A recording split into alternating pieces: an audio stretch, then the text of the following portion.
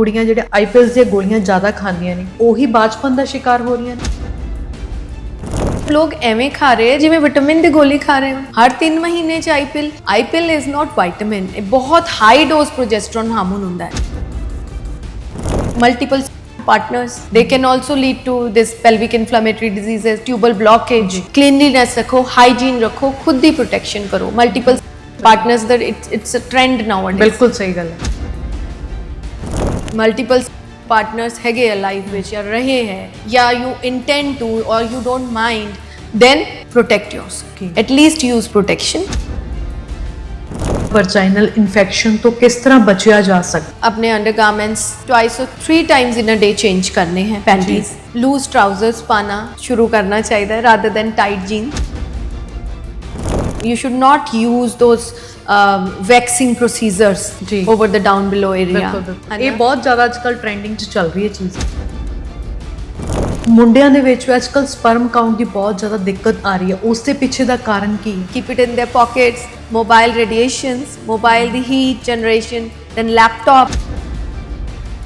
Periods ਦੇ time ਆਪਾਂ intimate ਹੁੰਨੇ ਆ, ਉਸ ਟਾਈਮ ਉਹ ਲੇਡੀਜ਼ ਨੂੰ ਉਸ ਤੋਂ ਬਾਅਦ ਬਹੁਤ ਸਾਰੀਆਂ ਦਿੱਕਤਾਂ ਦਾ ਸਾਹਮਣਾ ਕਰਨਾ ਪੈਂਦਾ। ਇਸ 'ਚ ਕਿੰਨੀ ਕੁ ਸੱਚਾਈ ਹੈ? ਇਨਫੈਕਸ਼ਨ ਦਾ ਰਿਸਕ ਵੱਧ ਜਾਂਦਾ ਹੈ ਜੀ both to male and female। ਅੱਜ ਦੇ ਟਾਈਮ ਦੇ ਵਿੱਚ ਨਾਰਮਲ ਡਿਲੀਵਰੀਜ਼ ਕਿਉਂ ਨਹੀਂ ਹੋ ਰਹੀਆਂ? ਹੌਰਰ ਸਟੋਰੀ ਲੋਕ ਆਪਣੇ ਐਕਸਪੀਰੀਅੰਸ ਦੱਸਦੇ ਆ ਆਫ ਅਨਬੇਅਰੇਬਲ ਪੇਨ। ਐਮਰਜੈਂਸੀਜ਼ ਕਿ ਕਿਵੇਂ ਉਹਨਾਂ ਨੂੰ ਐਮਰਜੈਂਸੀ ਸਿਜ਼ੇਰੀਅਨ ਵਾਸਤੇ ਲਿਜਾਇਆ ਗਿਆ, ਉਹਨਾਂ ਨੇ ਇੰਨਾ ਪੇਨ ਬੇਅਰ ਕੀਤਾ। ਕੁੜੀਆਂ ਨੂੰ ਲੈ ਕੇ ਕਿਹਾ ਜਾਂਦਾ ਜਿਨ੍ਹਾਂ ਦੇ ਬੇਬੀ ਹੋਣ ਵਾਲਾ ਹੋਵੇ, ਜੇਕਰ ਉਹ 7ਵੇਂ 8ਵੇਂ ਜਾਂ 9ਵੇਂ ਮਹੀਨੇ ਬੈਠ ਕੇ ਪੋਚੇ ਲਗਾਉਂਦੇ ਨੇ, ਜਿੰਨਾ ਜ਼ਿਆਦਾ ਤੋਂ ਜ਼ਿਆਦਾ ਘਰ ਦਾ ਕੰਮ ਕਰਨ, ਉਹਨਾਂ ਦੀ ਨਾਰਮਲ ਡਿਲੀਵਰੀ ਹੁੰਦੀ ਹੈ। ਸੱਚ always take help of the partner, husband ਨਾਲ ਹੋਏ, ਸਕੁਐਟਸ ਕਰਨ। ਪਹਿਲਾਂ ਕਦੀ ਆਈਵੀਐਫ ਤੇ ਹਸਪੀਟਲ ਆਪਾਂ ਦੇਖੇ ਨਹੀਂ ਸੀ, ਪਰ ਅੱਜ ਹਰ ਸ਼ਹਿਰ ਦੇ ਵਿੱਚ 2 ਤੋਂ 3 ਹਸਪੀਟਲ ਨੇ। ਲੋਕ ਆਈਵੀਐਫ ਵਾਲੇ ਪਾਸੇ ਕਿਉਂ ਭੱਜ ਰਹੇ ਨੇ? Late marriages, work pressures, they're not planning in a right age because ਉਹੀ age ਤੁਹਾਡੀ ਕੰਮ ਦੀ ਹੈ। work or profession or career the we same age ਹੈ ਔਰ same age baby carry ਕਰਨ ਦੀ ਹੈ। you have to choose one, leave one। Daily post Punjabi ਦੇਖ ਰਹੇ ਹੋ ਤੁਸੀਂ ਤੇ ਮੈਂ ਹਾਂ ਤੁਹਾਡੇ ਨਾਲ ਨਵਦੀਪ ਮਾਨ। ਰੋਜ਼ਮਰਾ ਦੀ ਜ਼ਿੰਦਗੀ ਦੇ ਵਿੱਚ ਕੁੜੀਆਂ ਨੂੰ ਬਹੁਤ ਸਾਰੀਆਂ ਪਰੇਸ਼ਾਨੀਆਂ ਦਾ ਸਾਹਮਣਾ ਕਰਨਾ ਪੈਂਦਾ ਹੈ, ਚਾਹੇ ਉਹ PCOD ਹੋਵੇ, ਚਾਹੇ PCOS ਹੋਵੇ ਤੇ ਚਾਹੇ ਵਿਆਹ ਤੋਂ ਬਾਅਦ ਕਨਸੀਵਿੰਗ ਦੀ ਪ੍ਰੋਬਲਮ ਹੋਵੇ। ਆਖਿਰਕਾਰ ਇਹ ਦਿੱਕਤਾਂ ਸ਼ੁਰੂ ਕਿਵੇਂ ਹੁੰਦੀਆਂ ਨੇ, ਕਿਸ ਤਰ੍ਹਾਂ ਇਹਨਾਂ तमाम ਮੁਸ਼ਕਿਲਾਂ ਤੋਂ ਬਚਿਆ ਜਾ ਸਕਦਾ ਹੈ, ਅੱਜ ਦੇ ਇਸ ਪੋਡਕਾਸਟ ਦੇ ਵਿੱਚ ਗੱਲਾਂ ਬਾਤਾਂ ਕਰਾਂਗੇ। ਮੇਰਾ ਸਾਥ ਦੇਣਗੇ ਡਾਕਟਰ JP ਕੌਰ, ਜਿਹੜੇ ਕਿ ਗਾਇਨੋਲੋਜਿਸਟ ਵੀ ਨੇ, ਇਨਫਰਟੀਲਿਟੀ ਤੇ IVF ਸਪੈਸ਼ਲਿਸਟ ਵੀ ਨੇ। ਸਭ ਤੋਂ ਪਹਿਲਾਂ ਸਵਾਗਤ ਕਰਦੇ ਹਾਂ। ਸਤਿ ਸ਼੍ਰੀ ਅਕਾਲ ma'am. Thank you so much. ਕੀ ਹਾਲ ਚਾਲ? ਬਿਲਕੁਲ ਵਧੀਆ। ਹਰ ਰੋਜ਼ ਤੁਸੀਂ ਬਹੁਤ ਸਾਰੇ ਪੇਸ਼ੈਂਟਸ ਦੇ ਨਾਲ ਡੀਲ ਕਰਦੇ ਹੋ, ਜ਼ਿਆਦਾਤਰ ਕੁੜੀਆਂ ਹੀ ਤੁਹਾਡੇ ਕੋਲ ਆਉਂਦੀਆਂ ਹੋਣੀਆਂ। PCOD ਤੇ PCOS ਦੀ ਪ੍ਰੋਬਲਮ ਕਿਉਂ ਹੋ ਰਹੀ ਹੈ ਅੱਜ ਕੱਲ੍ਹ? ਦੇਖੋ ਇਹਦੇ ਮਲਟੀ ਫੈਕਟੋਰੀਅਲ ਮਤਲਬ ਬਹੁਤ ਸਾਰੇ ਕਾਰਨ ਹੈਗੇ ਨੇ ਔਰ ਇਨਸੀਡੈਂਸ ਡੈਫੀਨੇਟਲੀ ਬਹੁਤ ਰਾਈਜ਼ ਹੋ ਰਿਹਾ ਜੀ। ਮਤਲਬ ਤੁਸੀਂ ਇਹ ਸਮਝੋ ਕਿ ਜਿਵੇਂ ਪਹਿਲਾਂ 10 ਚੋਂ 3 ਸੀ, ਹੁਣ 10 ਚੋਂ 7 ਹੈ। ਇੰਨਾ ਜ਼ਿਆਦਾ ਰਾਈਜ਼ ਹੈ। ਔਰ ਬੇਸਿਕਲੀ ਜੇ ਦੇਖਿਆ ਜਾਏ ਤਾਂ PCOD ਇਜ਼ ਇੱਕ ਨਾ ਇਹ ਸਿੰਪਟਮ ਹੈ, ਆਪ ਹੀ it is not a disease ਜੀ। ਇਹ ਆਪ ਹੀ ਇੱਕ ਸਿੰਪਟਮ ਹੈ ਤੇ ਜਿਹੜੇ ਮੈਟਾਬੋਲਿਕ ਅੰਦਰ ਡਿਸਟਰਬੈਂਸ ਚੱਲ ਰਹੀ ਹੈ ਬਾਡੀ ਦੇ ਵਿੱਚ, ਤੇ ਇਹਨੂੰ ਆਪਾਂ ਨਾ ਇੱਕ ਡਿਜ਼ੀਜ਼ ਤੋਂ ਬੈਟਰ ਹੈ ਕੰਡੀਸ਼ਨ ਕਹਿਣਾ ਠੀਕ ਹੈ। ਓਕੇ। ਤੇ ਕਿ ਜਿਹੜੀ ਕਿਸੇ ਹੋਰ ਬਿਮਾਰੀ ਦੀ ਇੱਕ ਸਿੰਪਟਮ ਦੇ ਫਾਰਮ 'ਚ ਤੁਹਾਨੂੰ ਅਪੀਅਰ ਹੋ ਰਹੀ ਹੈ ਤਾਂ ਤੁਸੀਂ ਸੋਚ ਰਹੇ ਹੋ ਕਿ ਉਹ ਮੇਨ ਬਿਮਾਰੀ ਹੈ।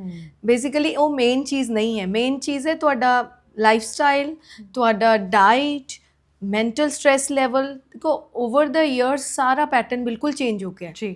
ਮਤਲਬ ਇਟਸ ਅਬਾਊਟ 180 ਡਿਗਰੀ ਜੋ ਸਾਡਾ ਵਰਕਿੰਗ, ਖਾਣਾ ਪੀਣਾ, family structure, everything is different. ਤਾਂ ਅਗਰ ਆਪਾਂ ਉੱਪਰੋਂ ਸ਼ੁਰੂ ਕਰੀਏ ਤਾਂ ਮੈਂਟਲ ਸਟ੍ਰੈਸ, ਬਿਲਕੁਲ ਫਿਜ਼ੀਕਲ ਸਟ੍ਰੈਸ ਬਾਈ ਰੋਂਗ ਡਾਈਟ, ਠੀਕ ਹੈ, ਤੇ ਸੀਡੈਂਟਰੀ ਲਾਈਫ ਸਟਾਈਲ, ਜਿਹੜੀ ਬੈਠੇ ਰਹਿਣਾ, ਕੋਈ ਐਕਟੀਵਿਟੀ ਨਹੀਂ ਕਰਨਾ, ਉਹਦੇ ਨਾਲ ਕੀ ਹੁੰਦਾ ਨਾ ਜੁਆਇੰਟਸ ਸਭ ਚੀਜ਼ਾਂ ਅੰਦਰ ਜੇ ਆਪਾਂ ਦੇਸੀ ਭਾਸ਼ਾ 'ਚ ਬੋਲੀਏ ਤਾਂ ਸਭ ਕੁਝ ਜਾਮ ਹੋ ਜਾਂਦਾ ਜੀ। ਐਂਡ ਦੈਨ ਯੂਰ ਗਟ ਜਿਹੜੀ ਇੰਟੈਸਟਾਈਨਸ ਉਹ ਵੀ ਪਾਰਟ ਆਫ ਬੋਡੀ ਹੈ, ਉਹ ਵੀ ਜਾਮ ਹੋਣਗੀਆਂ। ਡਾਈਜੈਸ਼ਨ ਇੰਪਰੋਪਰ ਰਹੇਗਾ। ਹੁਣ ਡਾਈਜੈਸ਼ਨ ਤੋਂ ਆਪਾਂ ਪਹਿਲਾਂ ਇਹੀ ਕਹਿੰਦੇ ਸੀ ਸਾਰੇ ਵੀ ਸੋਹਣਾ ਖਾਣਾ ਖਾਓਗੇ ਤੇ ਵਧੀਆ ਰਹੋਗੇ, ਤੇ ਉਹ ਹੁਣ ਚੀਜ਼ਾਂ ਉਲਟ ਹੋ ਰਹੀਆਂ ਤਾਂ ਫਿਰ ਉਹ ਵਧੀਆ ਕਿਵੇਂ ਰਹੀਏ? ਤਾਂ ਉਹ ਅੰਦਰੋਂ ਜਦੋਂ ਮੈਟਾਬੋਲਿਕ ਮਤਲਬ ਜਿਵੇਂ ਓਬੇਸਿਟੀ ਵਧੇਗੀ ਜਾਂ ਓਬੇਸਿਟੀ ਕਿਸੇ ਨੂੰ ਨਹੀਂ ਵੀ ਹੈ ਤਾਂ ਵੀ ਜੋ ਡਾਈਟਰੀ ਪੈਟਰਨ ਕੰਟੀਨਿਊਸਲੀ ਖਰਾਬ ਰਹਿ ਰਿਹਾ ਤੇ ਜੋ ਆਕਸੀਡੇਟਿਵ ਸਟ੍ਰੈਸ ਬਣ ਜਾਂਦਾ ਹੈ ਬਾਡੀ ਦੇ ਉੱਤੇ, ਇਹੋ ਜਿਹੇ ਕੈਮੀਕਲਸ ਰਿਲੀਜ਼ ਹੁੰਦੇ ਆ, ਫਿਰ ਉਹਦੇ ਨਾਲ ਹਾਰਮੋਨਲ ਇੰਬੈਲੈਂਸ ਹੁੰਦੀ ਹੈ ਤੇ ਓਵਰੀਜ਼ ਅਫੈਕਟ ਹੁੰਦੀਆਂ ਔਰ ਪੀਰੀਅਡਸ ਦੀ ਪ੍ਰੋਬਲਮ ਆਣਾ ਔਰ ਬਾਕੀ ਹੋਰ ਬੜੇ ਸਿੰਪਟਮਸ ਹੁੰਦੇ ਆ ਜਿਹੜੇ ਕਿ ਗਰਲਸ ਵਿੱਚ ਆਉਣ ਲੱਗ ਜਾਂਦੇ ਆ। ਬਿਲਕੁਲ, ਯਾਨੀ ਕਿ ਸੌਖੇ ਸ਼ਬਦਾਂ ਦੇ ਵਿੱਚ ਵੀ ਜਦੋਂ ਆਪਣਾ ਲਾਈਫ ਸਟਾਈਲ ਖਰਾਬ ਹੁੰਦਾ ਹੈ ਉਸ ਤੋਂ ਬਾਅਦ ਕੁੜੀਆਂ ਨੂੰ ਸਭ ਤੋਂ ਪਹਿਲਾਂ ਹਾਰਮੋਨ ਇੰਬੈਲੈਂਸ ਦੀ ਦਿੱਕਤ ਆਉਂਦੀ ਹੈ, ਉਸ ਤੋਂ ਬਾਅਦ ਪੀਰੀਅਡਸ ਦੀ ਦਿੱਕਤ, ਉਸ ਤੋਂ ਬਾਅਦ PCOD ਤੇ PCOS ਸ਼ੁਰੂ ਹੁੰਦਾ ਹੈ। ਦੇਖੋ PCOD ਜਿਹੜੀ ਹੈ ਉਹ ਇੱਕ ਟਰਮੀਨੋਲੋਜੀ ਹੈ, ਐਜ਼ ਆਈ ਸੈਡ ਕਿ it is a condition.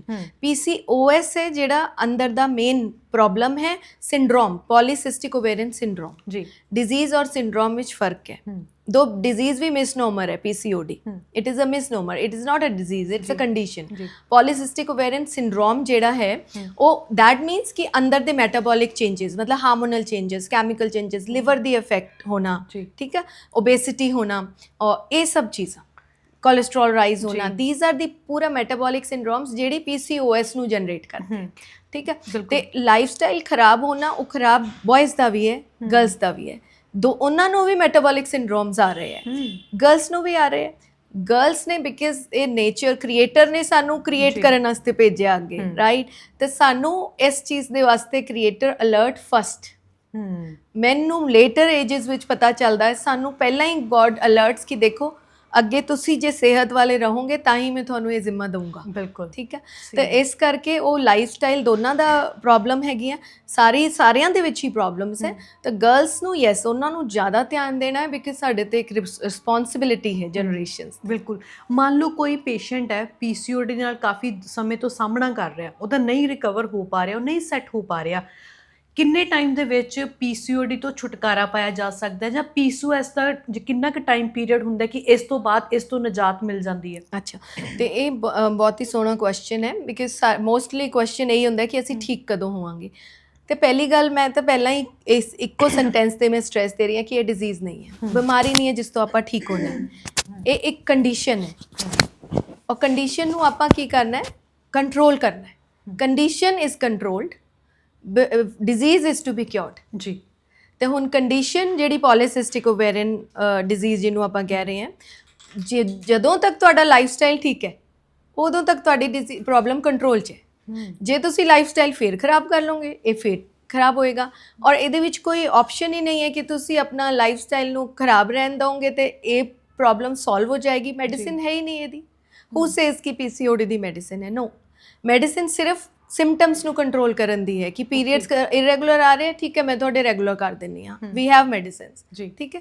Acne ਹੋ ਰਹੇ, ਠੀਕ ਹੈ, ਆਪਾਂ ਟੌਪੀਕਲ ਮੈਡੀਸਿਨ ਦੇ ਦਿੰਦੇ ਹਾਂ, ਠੀਕ ਹੋ ਜਾਏਗਾ। ਬਟ ਅੰਦਰਲੀ ਜਿਹੜੀ ਪ੍ਰੋਬਲਮ ਹੈ ਉਹ ਉਵੇਂ ਹੀ ਰਹਿੰਦੀ ਹੈ ਜਦ ਤੱਕ ਤੁਸੀਂ ਆਪਣੇ ਆਪ ਨੂੰ ਖੁਦ ਨਹੀਂ ਬਦਲਦੇ। ਤੁਹਾਨੂੰ ਖੁਦ ਨੂੰ ਉੱਠਣਾ ਪੈਣਾ ਜੀ, ਵਾਕ ਕਰਨੀ ਪੈਣੀ ਹੈ। ਐਕਸਰਸਾਈਜ਼ ਦਾ ਕੋਈ ਅਦਰ ਵੇ ਆਊਟ ਨਹੀਂ ਹੈ ਕਿ ਤੁਸੀਂ ਐਕਸਰਸਾਈਜ਼ ਸਕਿਪ ਕਰ ਦਿਓ। ਜੇ ਜਾਂ ਤਾਂ ਤੁਹਾਡਾ ਘਰ ਦਾ ਰੂਟੀਨ ਇੱਦਾਂ ਹੋਏ ਕਿ you are very hard working, ਤੁਸੀਂ ਖੇਤਾਂ 'ਚ ਜਾਂਦੇ ਹੋ, ਤੁਸੀਂ ਮਿਹਨਤ ਕਰਦੇ ਹੋ, ਜਾਂ ਤੁਸੀਂ ਰੂਟੀਨ ਘਰ ਦੇ ਕੰਮ ਆਪਣੇ ਆਪ ਕਰਦੇ ਹੋ ਜੀ। ਅੱਜ ਕੱਲ੍ਹ ਸਾਡੇ ਕੋਲ ਸਭ ਦੇ ਕੋਲ ਮੇਡਸ ਹੈ। ਆਈ ਡੋਂਟ ਸੇ ਕਿ ਮੇਡਸ ਨਾ ਰੱਖੋ, ਮੇਰੇ ਕੋਲ ਖੁਦ ਕੋਲ ਹੈ, ਲਾਈਕ ਯੂ ਨੋ ਸਾਡਾ ਕੰਮ ਨਹੀਂ ਚੱਲਦਾ ਉਹਨਾਂ ਪਰ ਵਰਕਆਊਟ ਜ਼ਰੂਰ, ਬਟ ਯੈਸ ਵਰਕਆਊਟ ਜ਼ਰੂਰ ਕਰੋ, ਐਕਸਰਸਾਈਜ਼ ਜ਼ਰੂਰ ਕਰੋ, ਵਾਕ ਜ਼ਰੂਰ ਕਰੋ, ਡਾਈਟ ਹੋਮਮੇਡ, ਸਿਰਫ ਹੋਮਮੇਡ ਬੜੇ ਸੌਖੇ ਆਪਸ਼ਨਸ ਹੈ। ਬਿਲਕੁਲ, ਸੋਸ਼ਲ ਮੀਡੀਆ ਤੇ ਨਾ PCOD PCOS ਨੂੰ ਲੈ ਕੇ ਬਹੁਤ ਸਾਰੀਆਂ ਮਿਥ ਬਣਾਈਆਂ ਹੋਈਆਂ ਨੇ। ਕੋਈ ਕਹਿੰਦਾ ਮਿਲਕ ਪ੍ਰੋਡਕਟਸ PCOD ਤੇ PCOS ਵਾਲੇ ਨਾ ਖਾਣ, ਕੋਈ ਕਹਿੰਦਾ ਖਾ ਲੈਣ, ਸੱਚਾਈ ਕੀ ਹੈ? ਇੱਦਾਂ ਦਾ ਕੋਈ ਐਵੀਡੈਂਸ ਜਾਂ ਕੋਈ ਸਟੱਡੀ ਨਹੀਂ ਹੈ ਕਿ ਮਿਲਕ ਪ੍ਰੋਡਕਟਸ ਨਹੀਂ ਲੈਣੇ ਜਾਂ ਕਿਸੇ ਚੀਜ਼ ਨਾਲ PCOD ਐਗਰੀਵੇਟ ਹੋ ਜਾਂਦਾ ਹੈ। ਕਿਉਂਕਿ ਮੈਂ ਤਾਂ ਤੁਹਾਨੂੰ ਪਹਿਲਾਂ ਹੀ ਕਹਿ ਰਹੀ ਵੀ ਇਹ ਤਾਂ ਪੂਰਾ ਤੁਹਾਨੂੰ ਬਾਡੀ ਦਾ ਸਿਸਟਮ ਠੀਕ ਕਰਨਾ ਪੈਣਾ ਔਰ ਮਿਲਕ ਕਿਸੇ ਨੂੰ ਪਸੰਦ ਹੈ ਤਾਂ ਉਹ ਲਵੇ, ਨਹੀਂ ਪਸੰਦ ਤਾਂ ਨਾ ਲਵੇ। ਇਹਦੇ ਵਿੱਚ ਵੀ ਕੁਝ ਨਹੀਂ ਹੈ ਕਿ ਨਹੀਂ ਤੁਹਾਨੂੰ ਦੁੱਧ ਪੀਣਾ ਹੀ ਪੀਣਾ ਜਾਂ ਦੁੱਧ ਨਹੀਂ ਪੀਣਾ, ਇੱਦਾਂ ਦਾ ਕੁਛ ਉਹ ਨਹੀਂ ਹੈ। ਅਸੀਂ ਵੀ ਵਰਕ ਔਨ ਕਿ ਰਿਸਰਚ ਕੀ ਕਹਿੰਦੀ ਹੈ, ਐਵੀਡੈਂਸ ਕੀ ਕਹਿੰਦਾ ਹੈ। ਤਾਂ ਹੁਣੇ ਤੱਕ ਇੱਦਾਂ ਦੀ ਸਾਡੇ ਮੈਡੀਕਲ ਫੀਲਡ ਵਿੱਚ ਕੋਈ ਇੱਦਾਂ ਦੀ ਰਿਸਰਚ ਨਹੀਂ ਹੈ ਓਵਰ ਦਾ ਡਾਈਟ। ਯਾਨੀ ਕਿ PCOD ਤੇ PCOS ਦੇ ਪੇਸ਼ੈਂਟ ਦੁੱਧ, ਘਿਓ, ਪਨੀਰ, ਮੱਖਣ, ਸੋਇਆਬੀਨ ਖਾ ਸਕਦੇ? ਬਿਲਕੁਲ ਖਾ ਸਕਦੇ ਹੈ। ਜਿਵੇਂ ਤੁਸੀਂ ਨਾਰਮਲ ਬੈਲੈਂਸਡ ਡਾਈਟ ਜ਼ਰੂਰ ਲੈਣੀ ਹੈ। ਤੁਸੀਂ ਆਪਣੇ ਡਾਈਟ ਦੇ ਵਿੱਚ ਪ੍ਰੋਟੀਨ ਦਾ ਪੋਰਸ਼ਨ ਥੋੜਾ ਹਾਈ ਰੱਖਣਾ ਹੈ ਕਿਉਂਕਿ ਉਹ ਫੁੱਲਫਿਲਿੰਗ ਹੁੰਦਾ ਹੈ ਤੇ ਤੁਹਾਡੀ ਜਿਹੜੀ ਜੰਕ ਫੂਡ ਦੀ ਕ੍ਰੇਵਿੰਗਸ ਵਗੈਰਾ ਉਹ ਘੱਟ ਰਹਿੰਦੀ ਹੈ, ਰਾਈਟ। ਤੇ ਉਹਦੇ ਨਾਲ ਨਾਲ ਤੁਸੀਂ ਕਾਰਬਸ ਨੂੰ ਆਪਣੇ ਘੱਟ ਕਰ ਦਿਓ। ਇਹ ਜ਼ਰੂਰ ਹੈਗਾ ਹੈ। PCOD ਦੀ ਡਾਈਟ ਅਗਰ ਆਪਾਂ ਕਰੀਏ ਤਾਂ ਡਾਈਟ ਦੇ ਵਾਸਤੇ ਇਹ ਲਿਖਿਆ ਹੋਇਆ ਹੈ ਕਿ ਲਾਈਕ ਜੋ ਵੀ ਅਸੀਂ ਤਾਂ ਵੀ ਵਰਕ ਔਨ ਕੀ ਪਬਲਿਸ਼ ਹੋ ਰਿਹਾ ਕੀ ਹੋ ਰਿਹਾ, ਤੇ ਡਾਈਟ ਪਾਰਟ ਵਿੱਚ low carbs and more protein diet is recommended in PCOD. ਪਰ ਜਿਹੜੀਆਂ ਕੁੜੀਆਂ PCOD ਤੇ PCOS ਦਾ ਸਾਹਮਣਾ ਕਰ ਰਹੀਆਂ ਨੇ ਉਹਨਾਂ ਦੇ ਮਨ ਦੇ ਵਿੱਚ ਇਸ ਚੀਜ਼ ਨੂੰ ਲੈ ਕੇ ਬਹੁਤ ਚਿੰਤਾ ਹੁੰਦੀ ਹੈ। ਕਹਿੰਦੇ PCOD ਵਾਲੇ ਪੇਸ਼ੈਂਟ ਛੇਤੀ ਰਿਕਵਰ ਕਰ ਦਿੰਦੇ ਆ ਪਰ PCOS ਵਾਲੇ ਪੇਸ਼ੈਂਟ ਛੇਤੀ ਰਿਕਵਰ ਨਹੀਂ ਹੋ ਸਕਦੇ, ਸੱਚ ਹੈ? ਦੇਖੋ PCOS ਵਿੱਚ ਤਾਂ ਪੂਰੀ ਬਾਡੀ ਇਨਵੋਲਡ ਹੋ ਗਈ। PCOD ਵਿੱਚ ਸਿਰਫ ਓਵੇਰੀਅਨ ਪ੍ਰੋਬਲਮ ਹੈ, ਜਿੱਦਾਂ ਕਿ ਪੀਰੀਅਡ ਇਰੈਗੂਲੈਰਿਟੀ, ਬਾਅਦ ਵਿੱਚ ਅਗਰ ਕਨਸੀਵ ਕਰਨਾ ਤਾਂ ਕਨਸੀਵ ਕਰਨ 'ਚ ਥੋੜੀ ਦਿੱਕਤ ਆ ਸਕਦੀ ਹੈ ਅਗਰ ਤੁਹਾਡੀ ਓਵਰੀਜ਼ ਪੋਲੀਸਿਸਟਿਕ ਹੈਗੀਆਂ, ਠੀਕ ਹੈ। ਤੇ PCOS ਮਤਲਬ ਤੁਹਾਡਾ ਪੂਰਾ ਬਾਡੀ ਦਾ ਮੈਟਾਬੋਲਿਜ਼ਮ ਇਨਵੋਲਵ ਹੋ ਗਿਆ, ਮੈਟਾਬੋਲਿਕ ਸਿੰਡਰੋਮ ਹੈ, ਇਨਸੂਲਿਨ ਰੈਜ਼ਿਸਟੈਂਸ ਹੋ ਗਈ ਹੈ, ਐਕਨੇ ਹੋ ਰਿਹਾ ਹੈ, ਹਿਰਸੂਟਿਜ਼ਮ, ਐਕਸੈਸ ਹੇਅਰ ਗਰੋਥ, ਠੀਕ ਹੈ। ਇਹ ਸਭ ਨੂੰ PCOS ਵਿੱਚ ਇਨਕਲੂਡ ਕਰਾਂਗੇ ਆਪਾਂ। ਤੇ ਉਹ ਚੀਜ਼ਾਂ ਵਾਸਤੇ ਯੈਸ, ਜੇ ਪੂਰੀ ਬਾਡੀ ਜ਼ਿਆਦਾ ਇਨਵੋਲਵ ਹੈ, ਦੇਖੋ ਜੇ ਇੱਕ ਚੀਜ਼ ਹੈ ਜਿਹੜੀ ਘੱਟ ਹੈ, ਇੱਕ ਕੰਡੀਸ਼ਨ ਆ ਰਹੀ ਹੈ ਆਪਣੇ ਕੋਲ ਵੀ ਪਹਿਲਾਂ ਹੀ ਸਿੰਪਟਮ ਆ ਗਿਆ ਵੀ ਪੀਰੀਅਡ ਤੁਹਾਡੇ ਇਰੈਗੂਲਰ ਹੋ ਗਏ, ਲੇਕਿਨ ਬਾਕੀ ਅਗਰ ਅੰਦਰ ਸਾਰੀ ਟੈਸਟ ਨਾਰਮਲ ਹੈ ਤੁਹਾਡੇ, ਹੈ ਨਾ, ਮੈਟਾਬੋਲਿਕ ਜਿਹੜਾ ਅਸੀਂ ਟੈਸਟ ਕਰਦੇ ਹਾਂ ਉਹ ਸਭ ਚੀਜ਼ਾਂ ਠੀਕ ਆ ਰਹੀਆਂ, ਇਟਸ ਓਕੇ। ਤੇ ਗੱਲ ਹੋਈ ਹੈ ਕਿ ਟਾਈਮ ਥੋੜਾ ਟਾਈਮ ਵੱਧ, ਕੋਈ ਕ੍ਰਾਈਟੇਰੀਆ ਨਹੀਂ ਹੈ, ਇੱਦਾਂ ਕੁਝ ਨਹੀਂ ਹੈ। ਬਿਲਕੁਲ, ਕਈ ਕੁੜੀਆਂ ਨੂੰ ਨਾ ਪੀਰੀਅਡਸ 5 ਤੋਂ 6 ਦਿਨ ਆਉਂਦੇ ਨੇ, ਕਈਆਂ ਨੂੰ 1 ਜਾਂ 2 ਦਿਨ ਆਉਂਦੇ ਨੇ, ਕਈਆਂ ਨੂੰ 2 ਤੋਂ 3 ਦਿਨ ਆਉਂਦੇ ਨੇ। ਐਗਜ਼ੈਕਟ ਟਾਈਮ ਪੀਰੀਅਡਸ ਦਾ ਕੀ ਹੋਣਾ ਚਾਹੀਦਾ? ਦੇਖੋ ਐਵਰੇਜ ਅਸੀਂ ਮੰਨਦੇ ਹਾਂ ਕਿ 3-4 ਡੇਜ਼ ਦਾ ਬਲੱਡ ਫਲੋ ਹੁੰਦਾ ਹੈ, ਟੋਟਲ ਐਵਰੇਜ 80 ml ਦਾ ਬਲੱਡ ਫਲੋ ਵੀ ਐਕਸਪੈਕਟ ਡਿਊਰਿੰਗ ਪੀਰੀਅਡਸ। ਦਿਨ ਜਿੰਨੇ ਵੀ ਆ ਰਹੇ ਹੈ ਲਾਈਕ 5 to 6 days ਮੈਕਸਿਮਮ ਅਸੀਂ ਮੰਨੀਦਾ ਹੁੰਦਾ ਹੈ, 1 to 2 days ਮਿਨੀਮਮ ਮੰਨੀਦਾ ਹੁੰਦਾ ਹੈ, ਠੀਕ ਹੈ। ਹੁਣ ਅਗਰ ਕਿਸੇ ਦਾ ਨਹੀਂ ਬਿਲਕੁਲ ਸਪੌਟਿੰਗ ਹੋ ਕੇ ਰਹਿ ਜਾ ਰਹੀ ਹੈ ਦੈਨ ਇਟਸ ਐਬਨੋਰਮਲ, ਕਿਸੇ ਨੂੰ ਬਹੁਤ ਹੈਵੀ ਆ ਰਿਹਾ ਔਰ ਲੌਂਗ ਚੱਲ ਰਿਹਾ ਦੈਨ ਇਟਸ ਐਬਨੋਰਮਲ, ਠੀਕ ਹੈ। ਤੇ ਇਹ ਵੈਸੇ 21 ਡੇਜ਼ ਤੋਂ ਲੈ ਕੇ ਔਰ 37 ਜਾਂ 35 ਡੇਜ਼ ਦਾ cycle is a normal cycle ਜੀ। ਉਹਦੇ ਵਿੱਚ ਕੁਝ ਨਹੀਂ ਹੁੰਦਾ ਔਰ flow a good amount, average amount ਆਉਣਾ ਚਾਹੀਦਾ, ਬਹੁਤ ਹੈਵੀ ਨਹੀਂ ਹੋਣਾ ਚਾਹੀਦਾ ਜਿਹਦੇ ਕਰਕੇ ਤੁਹਾਨੂੰ ਵੀਕਨੈਸ, ਅਨੀਮੀਆ, ਇਹ ਸਭ ਪ੍ਰੋਬਲਮਸ ਨਾ ਆ ਜਾਣ ਜੀ, ਹੈ ਨਾ। ਤੇ ਬਾਕੀ ਡਿਊਰੇਸ਼ਨ ਇਜ਼ ਓਕੇ, ਲਾਈਕ 3-4 ਦਿਨ, 4-5 ਦਿਨ, 5-6 ਦਿਨ ਨਾਰਮਲ ਹੈ। ਜਿਹੜੀ ਕੁੜੀਆਂ ਦਾ ਭਾਰ ਲਗਾਤਾਰ ਵੱਧ ਰਿਹਾ ਹੈ, ਫੇਸ ਦੇ ਉੱਤੇ ਫੇਸ਼ੀਅਲ ਹੇਅਰ ਬਹੁਤ ਆ ਰਹੇ ਨੇ, ਚਿੜਚਿੜਾਪਨ ਰਹਿੰਦਾ ਹੈ, ਪੇਟ ਬਹੁਤ ਹੈਵੀ ਰਹਿੰਦਾ ਹੈ, ਕੀ ਇਹ ਸਾਰੇ PCOD PCOS ਦੇ ਸਿੰਪਟਮ ਨੇ? ਇਹ ਇਨਸੂਲਿਨ ਰੈਜ਼ਿਸਟੈਂਸ, ਓਬੇਸਿਟੀ, ਹੈ ਨਾ, ਉਹੀ ਲਾਈਫ ਸਟਾਈਲ ਪ੍ਰੋਬਲਮਸ, ਇਹ ਇਹਨਾਂ ਦੇ ਸਿੰਪਟਮਸ ਨੇ। ਔਰ ਇਸ ਕਰਕੇ ਜੋ ਹਾਰਮੋਨਲ ਇੰਬੈਲੈਂਸ ਹੁੰਦਾ ਹੈ, ਇਨਸੂਲਿਨ ਪਹਿਲਾਂ ਕੀ ਹੁੰਦਾ ਹੈ ਕਿ ਜਿੱਦਾਂ ਆਪਣੀ ਓਬੇਸਿਟੀ ਹੋਇਆ ਲੜਕੀਆਂ ਦੇ ਵਿੱਚ ਔਰ ਬਲੋਟਿੰਗ ਵਗੈਰਾ ਆਉਣ ਲੱਗ ਗਿਆ ਐਂਡ ਇਨਸੂਲਿਨ ਰੈਜ਼ਿਸਟੈਂਸ ਹੋ ਗਿਆ। ਹੁਣ ਇਨਸੂਲਿਨ ਨੂੰ ਹਾਰਮੋਨ ਇਜ਼ ਰਿਸਪੌਂਸਿਬਲ ਜਿਹੜੀ ਫੀਮੇਲ ਹਾਰਮੋਨਸ ਪ੍ਰੋਡਕਸ਼ਨ ਹੁੰਦੀ ਹੈ ਉਹਦੇ ਵਿੱਚ, ਇਹਦਾ ਬੜਾ ਕੀ ਰੋਲ ਹੁੰਦਾ ਹੈ। ਹੁਣ ਉਹ ਮੇਲ ਹਾਰਮੋਨ ਦੀ ਐਕਸੈਸ ਹੋ ਗਈ ਔਰ ਫੀਮੇਲ ਹਾਰਮੋਨ ਜਿਹੜਾ ਹੈ ਉਹ ਬਣ ਨਹੀਂ ਪਾਇਆ ਬਿਕਾਜ਼ ਮੇਲ ਹਾਰਮੋਨ ਦੇ ਥਰੂ ਫੀਮੇਲ ਹਾਰਮੋਨ ਬਣਦਾ ਹੈ, ਠੀਕ ਹੈ। ਹੁਣ ਜਦੋਂ ਇਨਸੂਲਿਨ ਰੈਜ਼ਿਸਟੈਂਸ ਹੋ ਗਈ ਤੇ ਉਹ ਵਾਲਾ ਚੈਨਲ ਬਲੌਕ ਹੋ ਜਾਂਦਾ ਹੈ। ਹੁਣ ਮੇਲ ਹਾਰਮੋਨ ਵੱਧ ਰਿਹਾ ਤੇ ਐਕਨੇ, ਬਾਲ ਜ਼ਿਆਦਾ ਆਉਣਾ, ਠੀਕ ਹੈ, ਇਹ ਸਭ ਚੀਜ਼ਾਂ ਹੋ ਜਾਂਦੀਆਂ। ਔਰ ਬਾਕੀ ਜਿਹੜਾ ਮੂਡ ਸਵਿੰਗਸ ਹੈ ਇਹ ਫਰਦਰ ਇਸੇ ਹਾਰਮੋਨਲ ਚੇਂਜਸ ਦਾ ਹੀ ਨਤੀਜਾ ਹੈ ਜਿਹੜਾ ਅੱਗੇ ਨੂੰ ਹੁੰਦਾ ਹੈ। ਬਿਲਕੁਲ, ਇਸ ਸਭ ਨੂੰ ਆਪਾਂ ਡਾਈਟ ਸਹੀ ਰੱਖ ਲਈਏ ਤਾਂ ਇਸ ਚੀਜ਼ ਤੋਂ ਛੁਟਕਾਰਾ ਪਾਇਆ ਜਾ ਸਕਦਾ ਹੈ। ਡੈਫੀਨੇਟਲੀ ਡਾਈਟ ਵੀ ਸਹੀ ਰੱਖਣੀ ਹੈ। ਦੇਖੋ ਅੱਜ ਕੱਲ੍ਹ ਮੈਂ ਤੁਹਾਨੂੰ ਕਿਹਾ ਮੈਂਟਲ ਸਟ੍ਰੈਸ ਉਹ ਰੂਲ ਆਊਟ ਕਰਨਾ ਬਹੁਤ ਜ਼ਰੂਰੀ ਹੈ। ਮੈਂਟਲ ਤੁਹਾਡੀ ਸਾਈਕੋਲੋਜੀ ਅਗਰ ਠੀਕ ਰਹਿੰਦੀ ਹੈ ਤਾਂ ਤੁਹਾਡੀ ਜਿਹੜੀ ਬਿੰਜ ਈਟਿੰਗ ਹੈਬਿਟਸ ਹੈ, ਫੂਡਸ, ਕਿਸੇ ਬਹੁਤ ਲੋਕਾਂ ਵਾਸਤੇ ਫੂਡ ਇਜ਼ ਅ ਰਿਲੀਫ ਜੀ ਫਰੋਮ देयर ਮੈਂਟਲ ਸਟ੍ਰੈਸ। ਤਾਂ ਜੇ ਉਹ ਸਾਰਾ ਵਿਸ਼ੀਅਸ ਸਾਈਕਲ ਚੱਲ ਰਿਹਾ ਹੈ ਤਾਂ ਪੂਰਾ ਦਾ ਪੂਰਾ ਲਾਈਫ ਸਟਾਈਲ ਹੀ ਠੀਕ ਕਰਨਾ ਹੈ, ਸਟ੍ਰੈਸ ਠੀਕ ਕਰਨਾ ਹੈ, ਡਾਈਟ ਵਾਸਤੇ ਮੋਟੀਵੇਸ਼ਨ ਆਉਂਦਾ ਹੈ ਕਿਉਂਕਿ ਡਾਈਟ ਫੋਲੋ ਕਰਨਾ ਇਹ ਨਾਰਮਲ ਗੱਲ ਨਹੀਂ ਹੈ ਅੱਜ ਦੇ ਦਿਨ ਵਿੱਚ। ਬਿਲਕੁਲ, ਸੀਇੰਗ ਯੋਰ ਸਰਾਊਂਡਿੰਗਸ, ਤੁਹਾਨੂੰ ਵੀ ਲੱਗਦਾ ਕਿ ਅਸੀਂ ਨਾ ਸਭ ਕੁਝ ਹੀ ਲੈ ਲਈਏ, ਜੋ ਉਹ ਖਾ ਰਿਹਾ ਤੇ ਆਪਾਂ ਵੀ ਖਾ ਲਈਏ। ਹੈਲਥੀ ਡਾਈਟ ਕੀ ਹੁੰਦੀ ਹੈ ਇਸ ਦੇ ਵਿੱਚ? ਦੇਖੋ healthy diet is homemade diet, ਦਾਲ ਫੁਲਕਾ, ਸਬਜ਼ੀ, ਦਹੀਂ, ਲੱਸੀ ਪੀ ਲਓ, ਦੁੱਧ ਪੀਓ, ਘਿਓ ਲਓ ਆਪਣਾ, ਰੋਟੀ ਤੇ ਚੁੱਪੜ ਕੇ ਖਾਓ, ਸਬਜ਼ੀ ਭਾਵੇਂ ਦਾਲ ਤੁਸੀਂ ਦੇਸੀ ਘਿਓ 'ਚ ਬਣਾਓ, ਪਰ ਹੋਣਾ ਕਰਦਾ ਚਾਹੀਦਾ। ਐਂਡ ਬਿਲੀਵ ਮੀ ਕੰਸਿਸਟੈਂਟਲੀ ਮੇਰੇ ਪੇਸ਼ੈਂਟਸ ਜੋ ਹੈ ਕੰਸਿਸਟੈਂਟਲੀ, ਵੀਕਐਂਡ ਵੀ ਕੋਈ ਚੀਟ ਨਹੀਂ। ਕੀ ਹੁੰਦਾ ਹੈ cheat? There is no term such as cheat, you are cheating on yourself. ਸਹੀ ਗੱਲ। ਮੀਲ ਨੂੰ ਕੀ ਚੀਟ ਕਰਨਾ, ਉਹ ਤਾਂ ਤੁਹਾਡੀ ਆਪਦੀ ਚੀਟਿੰਗ ਹੋ ਗਈ, ਰਾਈਟ। ਮੇਰੇ ਪੇਸ਼ੈਂਟਸ ਜਿਹੜੇ ਹੈ ਆਰਾਮ ਨਾਲ ਚੱਲਦੇ ਹੋਏ ਵਿਦਿਨ 6 months ਵਾਪਸ ਆਪਣੀ ਸ਼ੇਪ ਵਿੱਚ ਆਉਂਦੇ ਹੈ। Okay, without any problem. You won't believe ਕਿ ਕੋਈ ਪ੍ਰੋਬਲਮ ਹੈ ਵੀ।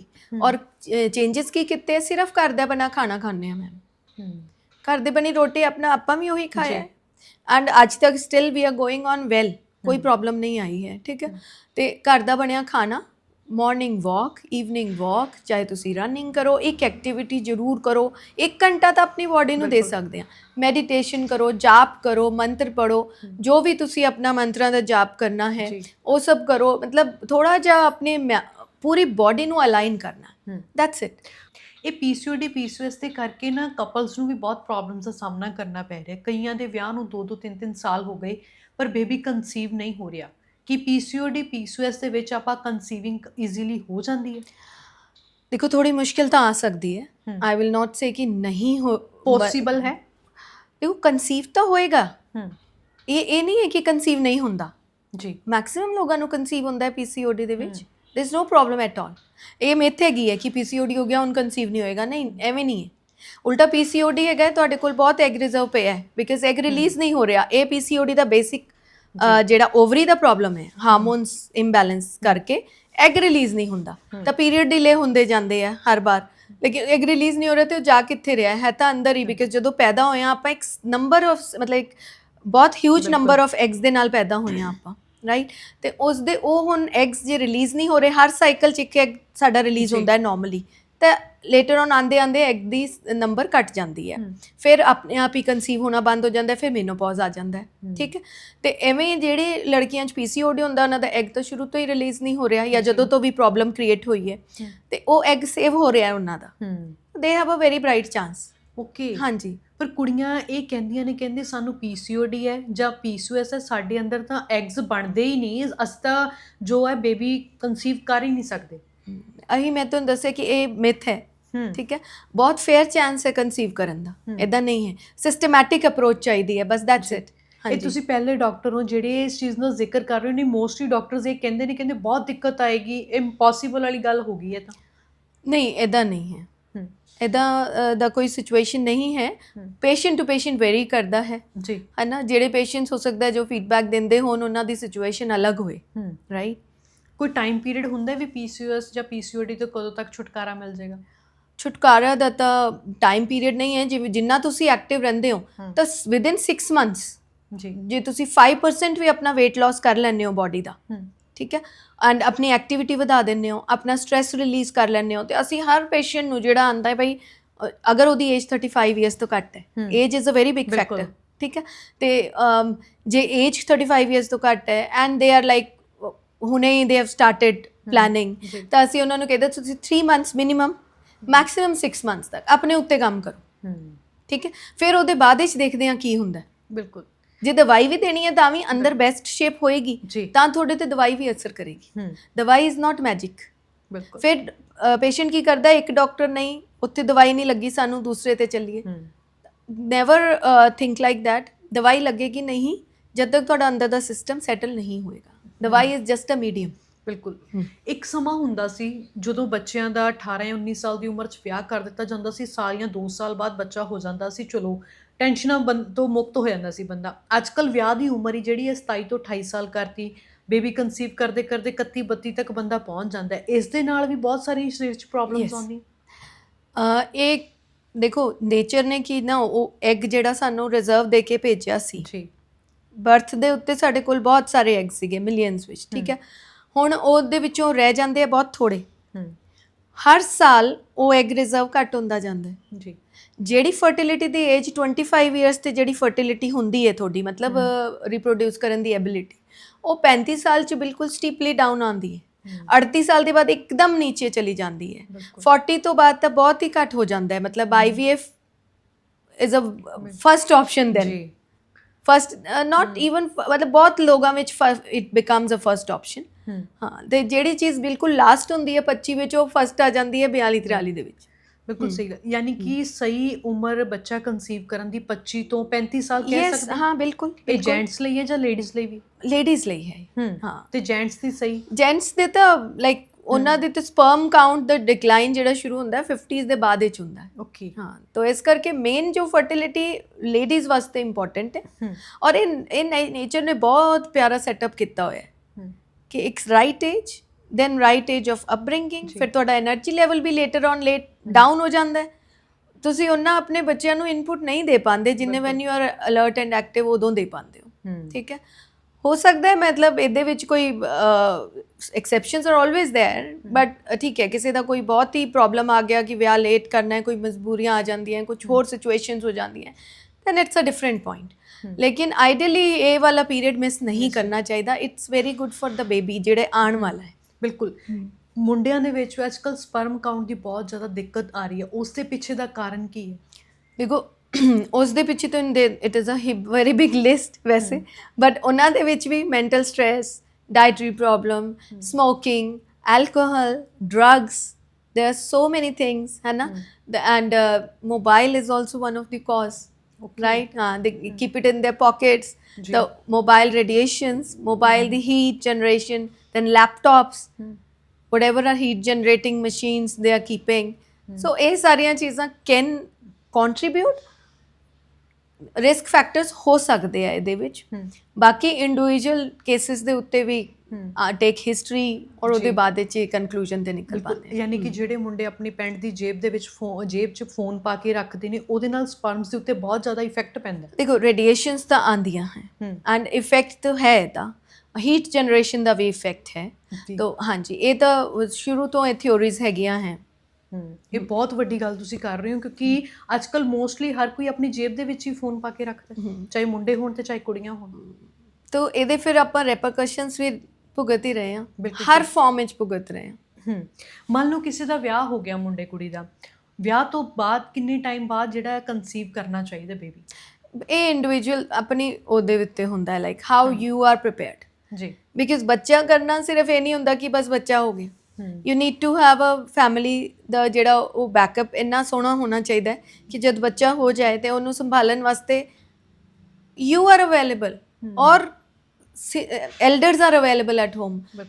ਬੱਚਿਆਂ ਨੂੰ ਮੇਡਸ ਵਗੈਰਾ ਉਹਨਾਂ ਕੇਅਰ ਨਹੀਂ ਕਰ ਪਾਉਂਦੀਆਂ ਜਿੰਨਾ ਮਾਂ-ਬਾਪ ਔਰ ਜਿੰਨਾ ਪੈਰੈਂਟਸ ਬੜੇ ਲੋਕ ਕਰ ਪਾਉਂਦੇ ਹੈ. ਤਾਂ ਉਹ ਚੀਜ਼ਾਂ ਦੇਖਣੀਆਂ ਹੈ. ਤੁਸੀਂ ਆਪਣਾ ਫਾਈਨੈਂਸ਼ੀਅਲ ਬੈਕਅਪ ਦੇਖਣਾ ਹੈ. ਅੱਜ ਦੇ ਟਾਈਮ ਵਿੱਚ ਬੱਚਾ ਕਰਨਾ ਇਜ਼ ਨਾਟ ਕਿ ਬਸ ਹੋ ਗਿਆ. ਅੱਗੇ ਦੇ ਵਾਸਤੇ, ਤੁਹਾਡੇ ਫਿਊਚਰ ਵਾਸਤੇ ਉਹਨੂੰ ਇੰਨਾ ਸਕੂਲਸ, ਐਜੂਕੇਸ਼ਨ, ਹਰ ਇੱਕ ਚੀਜ਼, competition, sports, everything is there. ਤੇ ਉਹਦੇ ਵਾਸਤੇ ਤੁਹਾਨੂੰ ਪ੍ਰੀਪੇਅਰ ਰੱਖਣਾ ਹੈ ਆਪਣੇ ਫਿਊਚਰ ਵਾਸਤੇ ਸਭ ਚੀਜ਼ਾਂ. And when you are mentally and physically prepared, ਬਿਲਕੁਲ, ਦੈਨ ਯੂ ਡਿਸਾਈਡ. ਬਹੁਤ ਸਾਰੇ ਕਪਲਸ ਦੀ ਦਿੱਕਤ ਆਉਂਦੀ, ਕਹਿੰਦੇ ਅਸੀਂ ਟਰਾਈ ਲਗਾਤਾਰ ਕਰ ਰਹੇ ਹਾਂ ਪਰ ਕਨਸੀਵਿੰਗ ਦੇ ਵਿੱਚ ਬਹੁਤ ਦਿੱਕਤ ਆ ਰਹੀ ਹੈ, ਸਾਡੀਆਂ ਰਿਪੋਰਟਸ ਵੀ ਬਿਲਕੁਲ ਸਹੀ ਆ ਰਹੀਆਂ ਨੇ. ਐਕਚੁਅਲ ਦੇ ਵਿੱਚ ਕਈਆਂ ਨੂੰ ਤਾਂ ਆਪਣਾ ਓਵੂਲੇਸ਼ਨ ਪੀਰੀਅਡ ਹੀ ਨਹੀਂ ਪਤਾ ਹੁੰਦਾ. ਇੱਕ ਡਾਕਟਰ ਦੇ ਹਿਸਾਬ ਦੇ ਨਾਲ ਓਵੂਲੇਸ਼ਨ ਪੀਰੀਅਡ ਕਿਹੜਾ ਹੁੰਦਾ? ਦੇਖੋ ਅਸੀਂ ਇਹ ਕਰਦਾ ਕਿ 10-10-10 ਜੀ 28 to 30 ਡੇਜ਼ ਦਾ ਜੇ ਆਪਾਂ ਮੈਂਸਟਰੂਅਲ ਸਾਈਕਲ ਕਰੀਏ, ਠੀਕ ਹੈ, ਤਾਂ ਵਿੱਚ ਵਾਲੇ ਜਿਹੜੇ 10 ਦਿਨ ਹੁੰਦੇ ਆ ਟਿਪੀਕਲੀ ਵੀ ਟੇਕ ਇਟ ਕਿ 8ਵਾਂ ਦਿਨ ਜਿਹੜਾ ਪੀਰੀਅਡ ਦਾ ਹੈ, ਜਿਵੇਂ ਮੰਨ ਲਓ ਡੇ 1 ਹੋਇਆ ਅੱਜ ਜੀ, ਦੈਟ ਇਜ਼ ਅੱਜ 12 ਤਰੀਕ ਹੋ ਗਈ, ਤੇ ਉਹਦੇ ਬਾਅਦ ਤੁਸੀਂ ਉਹਦੇ ਵਿੱਚ 20th ਤੋਂ it is your unsafe period, ਕਿ ਉਹਦੇ ਵਿੱਚ ਕਦੇ ਵੀ ਉਹਦੇ ਬਾਅਦ 8ਵੇਂ ਦਿਨ ਦੇ ਬਾਅਦ ਐਗ ਰਿਲੀਜ਼ ਹੋ ਸਕਦਾ ਹੈ. ਬਟ ਜੋ ਇਹਦੇ ਵਿੱਚ ਵੀ ਜੋ ਗਾਈਡਲਾਈਨਸ ਹੈ ਲੇਟੈਸਟ ਜਿਹੜੀਆਂ ਹੈ, ਦੇ ਸੇਜ਼ ਕਿ ਇੱਦਾਂ like don't put pressure on the couple by saying that this is the unsafe period. Egg can release any time in the period. ठीक है, तो इस करके there is always a chance. Healthy ये रहता है, sperm stays for 72 hours जी, and egg stays for less, like 24 to 36 hours the life ਹੁੰਦੀ ਹੈ ਦੀ. ਤੇ ਉਸ ਦੇ ਵਿੱਚ sperm ਦੀ ਅਵੇਲੇਬਿਲਿਟੀ ਵਾਸਤੇ ਵੀ ਆਈਡੀਅਲੀ ਐਡਵਾਈਸ ਕਿ ਭਈ alternate day ਤੇ intercourse is a healthy intercourse for a couple ਜੋ they are trying to conceive, ਜੋ ਆਪਣਾ ਕੰਸੀਵ ਕਰਨਾ ਚਾਹੁੰਦੇ. ਬਿਲਕੁਲ, ਕਈ ਲੋਕਾਂ ਦੇ ਵਿੱਚ ਇਸ ਚੀਜ਼ ਨੂੰ ਲੈ ਕੇ ਮਿਥ ਬਣੀ ਹੋਈ ਹੈ, ਕਹਿੰਦੇ ਜਦੋਂ ਪੀਰੀਅਡਸ ਦੇ ਟਾਈਮ ਆਪਾਂ ਇੰਟੀਮੇਟ ਹੁੰਦੇ ਹਾਂ ਉਸ ਟਾਈਮ ਉਹ ਲੇਡੀਜ਼ ਨੂੰ ਉਸ ਤੋਂ ਬਾਅਦ ਬਹੁਤ ਸਾਰੀਆਂ ਦਿੱਕਤਾਂ ਦਾ ਸਾਹਮਣਾ ਕਰਨਾ ਪੈਂਦਾ ਹੈ. ਇਸ 'ਚ ਕਿੰਨੀ ਕੁ ਸੱਚਾਈ ਹੈ?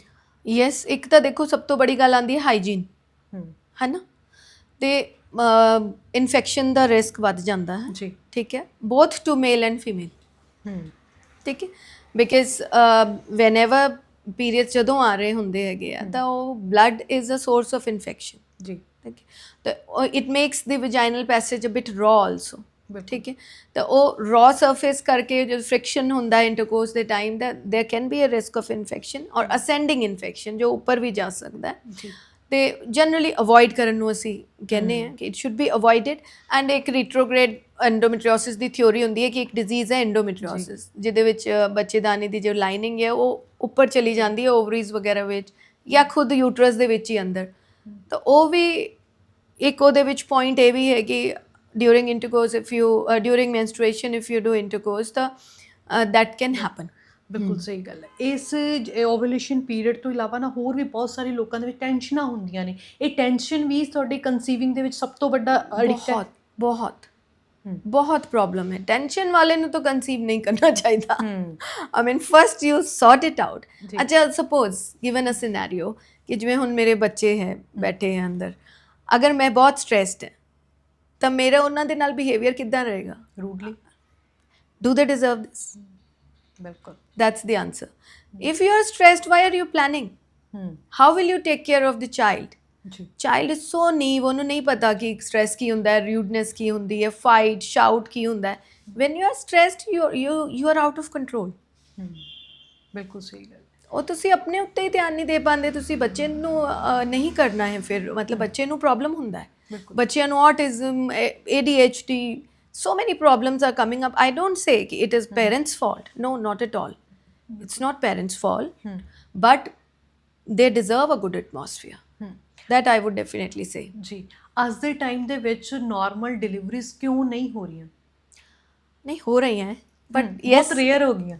ਨਹੀਂ ਹੈ, ਹੁਣੇ ਵੀ 60-70% ਤੋਂ ਆਈ ਮੀਨ ਜੋ ਡਾਟਾ ਹੈ ਉਹ ਤਾਂ ਇਹੀ ਕਹਿੰਦਾ ਹੈ ਕਿ 60-70% ਹੈ। ਚਲੋ ਆਪਾਂ ਜੇ ਸਿਜ਼ੇਰੀਅਨ ਮੰਨੀਏ ਬਹੁਤ ਰਾਈਜ਼ ਹੋ ਗਿਆ ਤਾਂ ਵੀ 50% ਤਾਂ ਆਪਾਂ ਮਿਨੀਮਮ ਉਹਦੀ ਰੱਖਣੀ ਪਏਗੀ, ਸੀਇੰਗ ਦ ਰੀਅਲ ਸਿਨੈਰੀਓ। ਠੀਕ ਆ, ਕਿਉਂ ਘੱਟ ਹੋ ਗਏ? ਉਹਦਾ ਇੰਨਾ ਲੰਬਾ ਲਿਸਟ ਹੈਗਾ ਹੈ। ਦੇਰ ਆਰ ਸੋ ਮੈਨੀ ਫੈਕਟਰਸ ਟੂ ਇਟ। ਤੇ ਹੁਣ ਇਫ ਯੂ ਵਾਂਟ ਤੇ ਮੈਂ ਸਟਾਰਟ ਕਰ ਦਿੰਦੀ ਹਾਂ। ਤਾਂ ਸਭ ਤੋਂ ਪਹਿਲਾਂ ਤਾਂ ਇਹੀ ਫੈਕਟਰ ਹੈ ਕਿ ਸੋਸ਼ਲ ਮੀਡੀਆ ਜੀ, it has created a lot of fear about normal labor. जो horror stories है ना, they spread like that. Okay. Horror story लोग अपने experience ਦੱਸਦੇ ਆ of unbearable pain. ਬਿਲਕੁਲ right? Emergencies ਕਿ ਕਿਵੇਂ ਉਹਨਾਂ ਨੂੰ ਐਮਰਜੈਂਸੀ ਸਿਜ਼ੇਰੀਅਨ ਵਾਸਤੇ ਲਿਜਾਇਆ ਗਿਆ, ਉਹਨਾਂ ਨੇ ਇੰਨਾ ਪੇਨ ਬੇਅਰ ਕੀਤਾ। ਜਿਹੜੀਆਂ ਨਾਰਮਲ ਚੀਜ਼ਾਂ ਹੈ ਉਹਨੂੰ ਇੰਨਾ बढ़ा ਕੇ ਦੱਸੀਦਾ ਹੈ। ਲੋਕਾਂ ਨੂੰ ਦੱਸਣ ਦੀ ਇੰਨੀ ਉਹਨਾਂ ਨੂੰ ਇਹ ਇਨਫੋਰਮੇਸ਼ਨ ਚਾਹੀਦੀ ਹੋਈ ਨਹੀਂ। ਜੀ, ਠੀਕ ਹੈ। ਤੇ ਇਹ ਤਾਂ ਸਭ ਤੋਂ ਮੇਨ ਰੀਜ਼ਨ ਹੈ। ਬਿਲਕੁਲ ਸਹੀ ਗੱਲ। ਪੇਸ਼ੈਂਟ ਗੱਲ ਹੀ ਨਹੀਂ ਕਰਨਾ ਚਾਹੁੰਦੇ ਕਿ ਨਹੀਂ, don't tell me about that, I am not going for normal. Okay, ਫਿਰ ਅਸੀਂ ਨਹੀਂ ਕਰਦੇ ਹਾਂ, ਬਟ ਅਸੀਂ ਸੈਕਿੰਡ ਵਿਜ਼ਿਟ ਤੇ ਕਰਦੇ ਹਾਂ, ਨੈਕਸਟ ਵਿਜ਼ਿਟ ਤੇ ਕਰਦੇ ਹਾਂ, ਪੂਰੀ ਫੈਮਿਲੀ ਨੂੰ ਬੁਲਾ ਕੇ ਸਾਰਿਆਂ ਦੇ ਸਾਹਮਣੇ ਕਾਉਂਸਲਿੰਗ ਕਰਦੇ ਹਾਂ। we ask the family members also to pitch in, ਜਿਵੇਂ ਬੜੇ ਮਦਰ ਹੈ, ਮਦਰ ਇਨ ਲॉ ਹੈ, to share their experience. then you know they also motivates. ਫਿਰ ਅਸੀਂ ਉਹਨਾਂ ਨੂੰ ਬੈਨੀਫਿਟ ਦੱਸੀਦੇ ਹੈ ਕਿ foster recovery, shorter stay in hospital, you know ਇਹ ਸਾਰੀਆਂ ਚੀਜ਼ਾਂ ਜਦੋਂ ਦੱਸੀਦੀਆਂ ਹੈ, then yes, most of them converts also. they say yes for normal delivery. ਹੁਣ ਵਾਟਰ ਬਰਥ ਆ ਗਿਆ ਹੈ, it's like kind of painless without any injection. ਉਹ ਵੀ ਬਹੁਤ ਅੱਛਾ ਮੋਡ ਹੈਗਾ ਹੈ। ਤਾਂ ਆਈ ਥਿੰਕ ਉਹ ਵੀ ਅਪਕਮਿੰਗ ਪੋਪੂਲੈਰਿਟੀ ਵਿੱਚ ਆਉਣ ਵਾਲਾ ਹੈ। And it's a natural birth, ਬਹੁਤ ਵਧੀਆ ਚੀਜ਼ ਹੈ। ਐਂਡ ਇਫ ਦੈਨ ਅਗਰ ਆਪਾਂ ਹੁਣ ਹੋਰ ਅੱਗੇ ਜਾਈਏ ਤਾਂ ਏਜ, ਇੰਨੀ ਜ਼ਿਆਦਾ ਏਜ 'ਤੇ ਅਗਰ ਕਨਸੀਵ ਹੁੰਦਾ ਹੈ 35 ਤੋਂ ਬਾਅਦ, ਯੈਸ, ਅਗਰ ਤੁਸੀਂ ਆਪਣੇ 35s ਵਿੱਚ ਕਨਸੀਵ ਕਰ ਰਹੇ ਹੋ ਜਾਂ 32 ਔਨਵਰਡਸ ਵੀ I would say, blood pressure, sugars, ਠੀਕ ਹੈ, ਇਹਦਾ ਇੰਸੀਡੈਂਸ ਰਾਈਜ਼ ਹੋਏਗਾ ਏਜ ਦੇ ਨਾਲ। ਐਂਡ ਦੈਨ ਇਹ ਕੰਪਲਿਕੇਸ਼ਨਸ ਹੈ। ਕੰਪਲਿਕੇਸ਼ਨਸ ਜਦੋਂ ਐਸੋਸੀਏਟ ਹੋ ਜਾਂਦੀਆਂ ਉਹ ਬੱਚੇ ਦੇ ਉੱਤੇ ਪ੍ਰਭਾਵ ਪਾਉਂਦੀ ਹੈ, ਲੇਬਰ ਦੇ ਉੱਤੇ ਪ੍ਰਭਾਵ ਪਾਉਂਦੀ ਹੈ। ਲੇਬਰ ਨੂੰ ਜਲਦੀ ਸਟਾਰਟ ਕਰਨਾ ਪੈਂਦਾ ਹੈ। ਨੈਚੁਰਲ ਲੇਬਰ ਦਾ ਵੇਟ ਨਹੀਂ ਕਰ ਸਕਦੇ ਕਈ ਵਾਰ, ਇੰਨੀ ਮਦਰ ਦੇ ਵਾਸਤੇ ਉਹ ਡੇਂਜਰਸ ਹੋ ਜਾਂਦਾ ਹੈ। Then of course caesarean rate will increase. ਠੀਕ ਹੈ। ਥਰਡ ਫੈਕਟਰ ਜੇ ਆਪਾਂ ਦੇਖੀਏ, ਮੈਡੀਕੋ ਲੀਗਲ ਫੈਕਟਰ। ਕੋਈ ਡਾਕਟਰ ਵੀ ਸੋਚਦਾ ਹੈ ਵੀ ਜੇ ਇਸ ਪੇਸ਼ੈਂਟ 'ਚ ਰਿਸਕ ਹੈ, ਸਪੋਜ਼ ਇੱਕ ਰਿਸਕੀ ਡਿਲੀਵਰੀ ਹੈ, ਹੁਣ ਉਹਦੇ 'ਚ ਮੈਂ ਪੇਸ਼ੈਂਟ ਨੂੰ ਸਮਝਾਇਆ ਕਿ 10% ਰਿਸਕ ਹੈ ਕਿ ਬੇਬੀ ਦੀ ਧੜਕਣ ਖਰਾਬ ਹੋ ਜੂਗੀ ਔਰ ਸਾਨੂੰ ਬੱਚੇ ਨੂੰ ਨਿੱਕੂ 'ਚ ਰੱਖਣਾ ਪੈ ਸਕਦਾ ਜੀ। ਉਹ ਕਹਿੰਦਾ ਨਾ, 10% ਰਿਸਕ ਨਹੀਂ ਲੈ ਸਕਦੇ ਅਸੀਂ, ਰਾਈਟ? ਉਹ ਹੈ ਉਹ 10% ਹੀ, ਤਾਂ ਮੈਨੂੰ ਰੈਗੂਲਰ ਫਿਗਰਸ ਜਿਹੜੀ ਜੈਨੂਅਨ ਹੈ ਉਹ ਦੇਣੀਆਂ ਪੈਣੀਆਂ ਜੀ। ਉਹ ਕਹਿੰਦਾ ਅਸੀਂ ਨਹੀਂ ਰਿਸਕ ਲਵਾਂਗੇ, you do it on your risk. Why will I take risk? ਬਿਲਕੁਲ, ਮੈਂ ਰਿਸਕ ਲਵਾਂਗੀ ਤਾਂ ਮੈਨੂੰ ਫਿਰ ਬਾਅਦ 'ਚ ਆਨਸਰੇਬਲ ਮੈਂ ਹੈ in the court of law, right? ਤੇ ਇਹ ਬਹੁਤ ਬੜਾ ਫੈਕਟਰ ਹੈਗਾ। ਫੋਰਥ ਨੰਬਰ 'ਤੇ ਆਈਏ, precious ਪ੍ਰੈਗਨੈਂਸੀਜ਼।